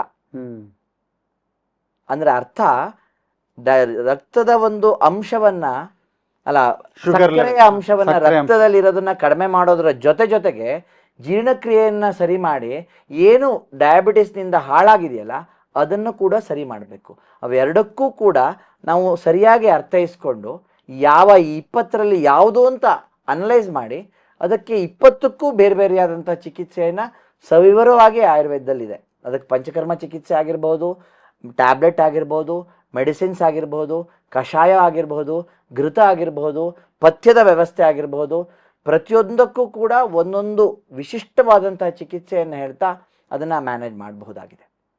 ಖಂಡಿತವಾಗಿಯೂ ಜನ ಬಯಸಿ ಬಂದರೆ ಶುದ್ಧ ಆಯುರ್ವೇದ ಚಿಕಿತ್ಸೆಯ ಮೂಲಕ ಅವರಿಗೆ ಬೇಕಾದಂತಹ ಒಂದು ಸಂಪೂರ್ಣವಾದಂತಹ ಆರೋಗ್ಯದ ಒಂದು ವಿಷಯವನ್ನು ಈ ಮಧುಮೇಹದಲ್ಲಿ ನಾವು ನೀಡಬಹುದಾಗಿದೆ ಆಯುರ್ವೇದ. ಅಂದ್ರೆ ಆ ಅಗ್ನಿಯ ಒಂದು ಏನು ಇನ್ಕ್ರೀಸ್ ಇಂದ ತಾವು ಹೇಳ್ತೀರಾ, ಅಂದ್ರೆ ಬರೀ ಶುಗರ್ ಲೆವೆಲ್ ಅಷ್ಟನ್ನೇ ಟ್ರೀಟ್ ಮಾಡದೆ ಮೊದಲು ಅದನ್ನು ಸರಿಯಾಗಿ ಡಯಾಗ್ನೋಸ್ ಮಾಡಿ ಈ ಒಂದು 20ರಲ್ಲಿ ಯಾವ್ದಿದೆ ಅಂತ ನೋಡಿ, ಮತ್ತೆ ಅವರ ಪ್ರಕೃತಿ ಮೇಲೆ ಅವರು ಯಾವ ವಾತ ಪಿತ್ತ ದೋಷದಲ್ಲಿದ್ದಾರೆ, ಯಾವ ಸೀಸನ್ ಅಲ್ಲಿದ್ದಾರೆ, ಯಾವುದು ಅವರಿಗೆ ಆ ಶಕ್ತಿಯನ್ನ ಇನ್ಕ್ರೀಸ್ ಮಾಡುತ್ತೆ, ಆ ಜೀರ್ಣ ಶಕ್ತಿಯನ್ನ, ಮತ್ತೆ ಲೈಫ್ ಸ್ಟೈಲ್ ರಿಲೇಟೆಡ್ ಇದೆಲ್ಲವನ್ನು ನೀವು ನೋಡಿ ಅವ್ರಿಗೆ ಈ 15-20 ವರ್ಷದಲ್ಲಿ ಇದೆಲ್ಲ ಮಾಡಿದ್ರೆ ನನ್ನ ಪ್ರಶ್ನೆ ಏನಂದ್ರೆ ಆ ನ್ಯೂರೋಪತಿ ಕಡಿಮೆ ಮಾಡಬಹುದಾ ಅಥವಾ ಎಲ್ಲ ಪ್ರೊಲಾಂಗೇಟ್ ಮಾಡಬಹುದಾ? ಖಂಡಿತವಾಗಿಯೂ ನ್ಯೂರೋಪತಿ ಬರದೇ ಇದ್ದ ರೀತಿಯಲ್ಲೂ ಕೂಡ ಕೆಲವು ವಿಷಯದಲ್ಲಿ ಮಾಡಬಹುದು. ಆಮೇಲೆ ಬರೋದಾದ್ರೂ ಒಂದು 30-40 ವರ್ಷದ ನಂತರ ಮಾಡಬಹುದು. ಬಂದರೂ ಕೂಡ ಕಡಿಮೆ ಹಂತದಲ್ಲಿ ಅದರ ಇಂಟೆನ್ಸಿಟಿ ಕಡಿಮೆ ಆಗಿರೋದನ್ನ ಮಾಡಬಹುದು. ಯಾಕೆಂದ್ರೆ ಎಷ್ಟೋ ಸರಿ ಏನಾಗಿದೆ ಸರ್ ಅಂದ್ರೆ ಮಧುಮೇಹ ಅನ್ನುವಂಥದ್ದು ರೇಂಜ್ಗಳೇ ಬದಲಾವಣೆ ಆಗಕ್ಕೆ ಹಿಡಿದ್ಬಿಟ್ರೆ ನಿಮ್ಗೆ HbA1c ಅನ್ನುವಂಥದ್ದು 5.8 ಇದ್ರೆ ಪ್ರೀ ಡಯಾಬಿಟಿಕ್ ಅನ್ನತ್ತೆ. ಈಗ 6.5 ಒಂದು ಕಾಲದಲ್ಲಿ ನಾನ್ ಡಯಾಬಿಟಿಕ್ ಅಂತ ಇತ್ತಿತ್ತು. ಈಗ 5.8 ಇದ್ರೆ ಪ್ರೀ ಡಯಾಬಿಟಿಕ್ ಆಗ್ತಿದೆ ಅಂತಂದ್ರೆ ಎಷ್ಟೋ ಸರಿ ಜನರನ್ನ ಎಲ್ಲೋ ಒಂದು ಕಡೆ ತಪ್ಪು ದಾರಿಗೆ ಎಳೆಯುವಂತಹ ವ್ಯವಸ್ಥೆ ನಡೀತಾ ಇದೆಯೇನೋ ಅಂತ ಅನುಮಾನವೂ ಕೂಡ ಬಂದ್ಬಿಡುತ್ತೆ. ಇದನ್ನ ಜನಸಾಮಾನ್ಯರಿಗೆ ತಿಳಿಸ್ಬೇಕು. ಒಬ್ಬ ವೈದ್ಯನಾಗಿ ಒಂದು 5-10 ವರ್ಷಕ್ಕೆ ಎಲ್ಲ ಲಿಮಿಟ್ ಕಡಿಮೆ ಆಗ್ತಾ ಬರುತ್ತಾ ಅಂತ. ಈಗ ಇಲ್ದೇ ಇರೋರು ಡಯಾಬಿಟಿಕ್ ಆಗ್ಬಿಡ್ತಾರೆ. ವೈದ್ಯನಾಗಿ ನಾನು ಈ ಸೂಕ್ಷ್ಮ ಅಂಶವನ್ನ ಹೇಳೋದ್ ಬಗ್ಗೆ ಬಹಳ ವಿಚಾರ ಮಾಡಿ ಹೇಳ್ಬೇಕಾಗತ್ತೆ. ಅರ್ಥ ಆಯ್ತಾ? ಆ ರೇಂಜ್ ಅನ್ನುವಂಥದ್ದು ವ್ಯಕ್ತಿಗತವಾಗಿ ಆಯುರ್ವೇದ ಏನ್ ಹೇಳುತ್ತೆ ಅಂದ್ರೆ ಪ್ರತಿಯೊಬ್ಬನು ಕೂಡ ವಿಭಿನ್ನವಾಗಿ ನೋಡುತ್ತೆ. ಹೌದು. ಆಧುನಿಕ ವೈದ್ಯ ಪದ್ಧತಿ ಕಾಯಿಲೆಗೆ ಚಿಕಿತ್ಸೆಯನ್ನ ಕೊಟ್ರೆ ಆಯುರ್ವೇದ ವ್ಯಕ್ತಿಗೆ ಔಷಧಿಯನ್ನ ಕೊಡ್ತದೆ. ಒಂದೇ ಕಾಯಿಲೆ 2 ವ್ಯಕ್ತಿಗೆ 2 ವಿಭಿನ್ನ ಚಿಕಿತ್ಸೆಗಳು ಆಯುರ್ವೇದದ್ದು. 2 ವ್ಯಕ್ತಿಗೆ ಒಂದೇ ಕಾಯಿಲೆ ಅಂದ್ರೆ ಒಂದೇ ಚಿಕಿತ್ಸೆ ಆಧುನಿಕ ವೈದ್ಯ ಪದ್ಧತಿ. ನಿಮ್ಗೆ 10 ಜನ ಡಯಾಬಿಟಿಸ್ ಪೇಷಂಟ್ಸ್ ಬಂದ್ರೆ 10 ಜನಕ್ಕೆ ಒಂದೇ ಟ್ರೀಟ್ಮೆಂಟ್ ಕೊಡಲ್ಲ. 10 ಜನ ಒಂದೇ ರೀತಿಯಾದಂತಹ ಲಕ್ಷಣಗಳನ್ನು ಇಟ್ಕೊಂಡು ಒಂದೇ ವಯಸ್ಸಿನವರು ಆ ಡಯಾಬಿಟಿಸ್ ಇಟ್ಕೊಂಡು ಬಂದರೂ ಕೂಡ ಒಂದೇ ಚಿಕಿತ್ಸೆ ಅಲ್ಲ. ಅವರವರ ದೇಶ, ಕಾಲ, ವಯ, ಪ್ರಕೃತಿ, ಸತ್ವ, ಸಾತ್ಮ್ಯ, ಬಲ ಇಷ್ಟನ್ನು ಕೂಡ ಗಮನಿಸಿ ಅದಕ್ಕೆ ತಕ್ಕಂತೆ ಚಿಕಿತ್ಸೆಯನ್ನು ಮಾಡಿರುವಂಥದ್ದು ಆಯುರ್ವೇದ. ಈ ಚಿಕಿತ್ಸೆಯನ್ನು ಕೊಟ್ಟು ನಾನು ಹೇಳಿದ ಆಯುರ್ವೇದ ಒಂದೇ ಪರಿಹಾರ ಅಂತಲ್ಲ, ಆಯುರ್ವೇದದಲ್ಲೂ ಪರಿಹಾರ ಸಂಪೂರ್ಣವಾಗಿ ಇದೆ ಅನ್ನುವಂಥದ್ದನ್ನು ತಿಳಿಸ್ತಾ ಇದ್ದೀನಿ. ಹಾಗಾದರೆ ಆಯುರ್ವೇದ ಔಷಧಿ ತಗೊಂಡು ಡಯಾಬಿಟಿಸ್ನ ನಾನು ಇಲ್ಲದೇ ಇರುವಂಥ ರೀತಿ ಮಾಡಿಬಿಡ್ತೀನಿ ಅನ್ನುವಂಥದ್ದು ಭ್ರಮೆ. ಯಾಕಂದ್ರೆ ಇವತ್ತು ತುಂಬಾ ಇನ್ಸ್ಟಾಗ್ರಾಮ್ಸ್ ಅಲ್ಲಿ ರೀಲ್ಸ್ ಅಲ್ಲೆಲ್ಲ ಯಾವುದೋ ಒಂದು ಸೋರೆಕಾಯಿ ಇಟ್ಬಿಟ್ಟು ಇದ್ರ ಜ್ಯೂಸ್ ಕುಡಿದ್ಬಿಡಿ ಡಯಾಬಿಟಿಸ್ ಕ್ಯೂರ್ ಆಗ್ಬಿಡುತ್ತೆ, ನೀವು ಹೇಳಿದ್ರೆ ಹಾಗಲಕಾಯಿ ಜ್ಯೂಸ್ ಕುಡಿದ್ಬಿಡಿ, ಇನ್ಯಾವುದೋ ಒಂದು ಜಿಂಜರು ಅದು ಇದು, ಅಂದ್ರೆ ಅದ್ರ ಹಿಂದೆ ಏನಿದೆ ಏನು ಕೆಲಸ ಮಾಡಲ್ಲ ಅಂತಲ್ಲ, ತಾತ್ಕಾಲಿಕವಾಗಿ ರಕ್ತದಲ್ಲಿರುವಂತಹ ಸಕ್ಕರೆ ಅಂಶವನ್ನ ಕಡಿಮೆ ಮಾಡುತ್ತೆ. ಇದೇ ತರ ಈ ಒಂದು ಟ್ಯಾಬ್ಲೆಟ್ ಏನ್ ಮಾಡುತ್ತೆ, ನಿಮ್ಮ ಮನಸ್ಸಿಗೆ ಸಮಾಧಾನಕ್ಕೆ 24ರಿಂದ 48 ಗಂಟೆಗಳ ಕಾಲ ಹಾಗಲಕಾಯಿ ಜ್ಯೂಸ್ ಕುಡಿದ ನಂತರದ ಆ ಒಂದು ಸಮಯದಲ್ಲಿ ಸಕ್ಕರೆಯ ಅಂಶ ರಕ್ತದಲ್ಲಿ ಕಡಿಮೆ ಕಾಣಿಸುತ್ತೆ GRBS ರೀಡಿಂಗ್ ನಲ್ಲಿ. ಅದನ್ನೇ ನನಗೆ ಡಯಾಬಿಟಿಸ್ ಹೋಯ್ತು ಅಂತ ತಿಳ್ಕೊಂಡ್ರೆ ನಾವು ಹಗಲ್ಗನ್ಸ್ ಕಂಡ ಹಾಗೆ ಆಗತ್ತೆ. ಬಹುಶಃ ಇದು ಏನ್ ಮಾಡತ್ತೆ ಅಂದ್ರೆ ಆರೋಗ್ಯದ ಒಂದು ತಿಳುವಳಿಕೆಯಲ್ಲಿ ತಪ್ಪು ತಿಳುವಳಿಕೆ ಆಗಿ ಅಂದರೆ ಒಂದು ಅದ್ಭುತವಾದ ವಿಷಯ ಇವತ್ತು ತಮ್ಮ ಒಂದು ಮಾರ್ಗದರ್ಶನದಲ್ಲಿ ಬಂತು. ಅಂದರೆ ನೀವು ಬರೀ ಈ ಶುಗರ್ ಲೆವೆಲ್ ರಿಪೋರ್ಟ್ ತಗೊಳ್ಳೋದು, ಮನೆಯಲ್ಲಿ ನೋಡೋದು, ಆ ಬ್ಲಡ್ ಇದು ಹಾಕೊಳ್ಳೋದು, ಎಷ್ಟಿದೆ ನಂದು, ದಿನಕ್ಕೊಂದು ಕೆಲವರೆಲ್ಲ 3 ಸರಿ ಮಾಡ್ಕೊಳ್ತಾರೆ, ಚೆಕ್ ಮಾಡ್ಕೊಳ್ತಾರೆ. ಅದೊಂದು ಒಂಥರ ಫೋಬಿಯಾ ಆಗ್ಬಿಡುತ್ತದೆ. ಒಂಥರ ನೋಡೋದು, ಅಯ್ಯೋ ಜಾಸ್ತಿ ಆಗ್ಬಿಟ್ಟಿದ್ಯೇನೋ ಅಂತ ಅದನ್ನ ನೋಡ್ಕೊಂಡು ಅದನ್ನ ಬರೀ ಶುಗರ್ ಲೆವೆಲ್ಲು ಅಷ್ಟೇ ಜೀವನ ಆಗೋಗಿದೆ. ತಾವು ಹೇಳಿದ್ರಿ ನಮ್ಮ ಶಕ್ತಿ ಸಾಮರ್ಥ್ಯ ಏನಿದೆ, ಆ ಜೀರ್ಣಶಕ್ತಿ ಏನಿದೆ, ನಿಮಗೆ ಅದನ್ನ ತಡೆಯುವಂತಹ ಶಕ್ತಿ, ಚಟುವಟಿಕೆಗಳು, ಅದೆಲ್ಲವನ್ನು ಗಮನಿಸದೆ ಕೇವಲ ಶುಗರ್ ಲೆವೆಲ್ಲನ್ನೇ ಅದು ಸೋರೆಕಾಯಿ ಇರಲಿ, ಹಾಗಲಕಾಯಿ ಇರಲಿ, ಅಥವಾ ಮೆಟ್ಫಾರ್ಮಿನ್ನೇ ಇರಲಿ, ಯಾವುದೇ ಒಂದು ಕೊಡಿ ನೀವು, ಅದೇನು ಮಾಡ್ತಾ ಇದೆ ಮತ್ತೆ ಶುಗರ್ ಲೆವೆಲನ್ನೇ ಕಡಿಮೆ ಮಾಡ್ತಾ ಇದೆ ಅಷ್ಟೇ ತಾತ್ಕಾಲಿಕವಾಗಿ. ಹಾಗಾಗಿ ನಿಮಗೆ ಸಮಸ್ಯೆ ಅಂತೂ ಹೋಗಲಿಲ್ಲ, ಅದರಿಂದ ಬರುವಂತಹ ಬೇರೆ ಏನು ಸಮಸ್ಯೆಗಳು ಹೋಗಲಿಲ್ಲ ಅನ್ನೋ ಒಂದು ಅದ್ಭುತವಾದ ವಿಷಯ ತಾವು ತಿಳಿಸಿದ್ರಿ ಇವತ್ತು. ಅಂದರೆ ಡಯಾಬಿಟಿಸ್ ಯಾರ್ಯಾರಿಗಿದೆ ಅವರೆಲ್ಲ ಇವಾಗ ಮಾಡಬೇಕಾಗಿರೋದು ಒಂದು ಆಕ್ಷನ್ ಪಾಯಿಂಟು ಏನು, ಇಲ್ಲದೆ ಇರೋರು ಏನು ಮಾಡಬೇಕು ಅಂತ ಒಂದು ಚಿಕ್ಕ ಸಂದೇಶ ಕೊಡೋದಾದರೆ ಅದ್ಭುತವಾಗಿ ತಿಳಿಸ್ಕೊಟ್ಟಿದ್ದೀರಿ. ಅಂದರೆ ನನಗೆ ಇದೊಂಥರ ರಿವಿಲೇಷನ್ನು. ನಾನೇ ಸ್ವಲ್ಪ ಈಗ ಅಷ್ಟೇ ಆಯುರ್ವೇದ ತಿಳ್ಕೊಳ್ತಾ ಇದ್ದೀನಿ. ನಾನು ಲೈಫ್ ಸೈನ್ಸ್ ಸ್ಟೂಡೆಂಟು. ಇನಿಷಿಯಲಿ ನನ್ನ ಕೆರಿಯರಲ್ಲಿ ಈ ಫಾರ್ಮಾ ಕಂಪ್ನಿಗಳಲ್ಲಿ ವರ್ಕ್ ಮಾಡಿದ್ದೆ. ಬಹಳಷ್ಟು ಫಾರ್ಮಾ ಪ್ರಾಡಕ್ಟ್ಸ್ಗಳನ್ನ ಸೇಲ್ ಮಾಡಿದ್ರು. ವೃತ್ತಿಯಲ್ಲೂ ನಮ್ಮ ಜೊತೆಗೆ ಆತ್ಮೀಯರು ನೀವು, ಪ್ರವೃತ್ತಿಯಲ್ಲಿ ಜೊತೆಗೆ. ಹಾಗಾಗಿ ನನಗೆ ಹೆಚ್ಚು ಗೊತ್ತಿರೋದು ಅಲೋಪತಿ. ಆಯುರ್ವೇದ ನನಗೆ ಇಟ್ಸ್ ಅ ರಿವಿಲೇಷನ್. ನಾನು ನೋಡಿದ್ರೆ ಅಂದರೆ ಪ್ರತಿಯೊಂದು ಸರಿ ನಾನು ಒಬ್ಬೊಬ್ಬ ತಜ್ಞರ ಹತ್ರ ಮಾತಾಡಿಸಿದಾಗಲೂ ಇಷ್ಟೊಂದು ಇದೆಯಲ್ಲ, ನಾವು ಇದನ್ನು ಫಾಲೋ ಮಾಡ್ತಿಲ್ವಲ್ಲ, ಇಷ್ಟೆಲ್ಲ ದೊಡ್ಡ ತಾವು ಇನ್ನೊಂದು ತುಂಬ ಒಳ್ಳೆಯ ವಿಷಯ ಹೇಳಿದ್ರೆ ಅದನ್ನು ನಾನು ಮತ್ತೆ, ಯಾಕಂದ್ರೆ ಅದು ಸ್ಟ್ರೆಸ್ ಮಾಡೋದಕ್ಕೆ ಈಗ ಬರೆದ್ರೆ ಅಲ್ಲೊಂದು ಹೈಲೈಟ್ ಅಂತ ಮಾಡ್ತೀನಿ ನಾನು. I am just trying to do that highlighting. ನೀವು ಹೇಳಿದ್ದು ಯಾಕಂದರೆ ವೀಕ್ಷಕರಿಗೆ ಅದು ಹೈಲೈಟ್ ಆಗಬೇಕು ಅಂತ. ಸೊ ಈ ಡಯಾಬಿಟಿಸ್ ಆಲ್ರೆಡಿ ಇರೋರಿಗೆ ಯಾವ ಥರ ಅವರು ಏನು ಮಾಡಬೇಕು, ಇನ್ನು ಆಲ್ರೆಡಿ ಬಂದಿಲ್ಲದೆ ಇರೋರಿಗೆ, ಯಾರು ಇನ್ನೂ ಡಯಾಬಿಟಿಸ್ನ ಅವ್ರ ಲೈಫಲ್ಲಿ ಕಂಡುಕೊಂಡಿಲ್ಲ, ಯಾರು ಆ ಸ್ನೇಹಿತ ಅವನು ದೂರನೇ ಇರಲಿ ಬರಬಾರ್ದು ಅಂದರೆ ಏನು ಮಾಡಬೇಕು ಅನ್ನೋದನ್ನು ಚಿಕ್ಕ ಸಂದೇಶ ನೀವು ಕೊಡೋದಾದರೆ. ಖಂಡಿತವಾಗಿಯೂ ಏನಂದರೆ, ಡಯಾಬಿಟಿಸ್ ಅಂತ ಅವರಿಗೆ ಡಯಾಗ್ನೋಸ್ ಆಗಿ ಅವರು ಚಿಕಿತ್ಸೆಯನ್ನು ತಗೊಳ್ತಾ ಇದ್ದವರು ದಯವಿಟ್ಟು ಆಯುರ್ವೇದದ ಪ್ರಕಾರ ಒಬ್ಬ ಸರಿಯಾದ ಆಯುರ್ವೇದ ವೈದ್ಯರಲ್ಲಿ ಭೇಟಿ ನೀಡಿ ನಿಮ್ಮ ಡಯಾಬಿಟಿಸು ಯಾವ ಹಂತದಲ್ಲಿದೆ, ಯಾವ ರೂಪದ ಅಂತಹ ಅಂದರೆ ಯಾವ ತರಹದ ಪ್ರಮೇಹ ಅನ್ನುವಂಥದ್ದನ್ನು ಒಂದು ಚೆಕ್ ಮಾಡಿಸ್ಕೊಳ್ಳಿ.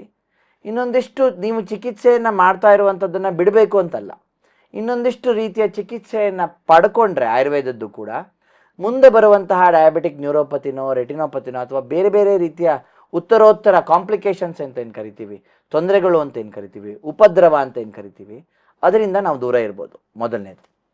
ಎರಡನೇದು, ಯಾರಿಗೆ ಬರಲ್ಲ ಅವ್ರಿಗೆ ಬರೋದು ಬೇಡ.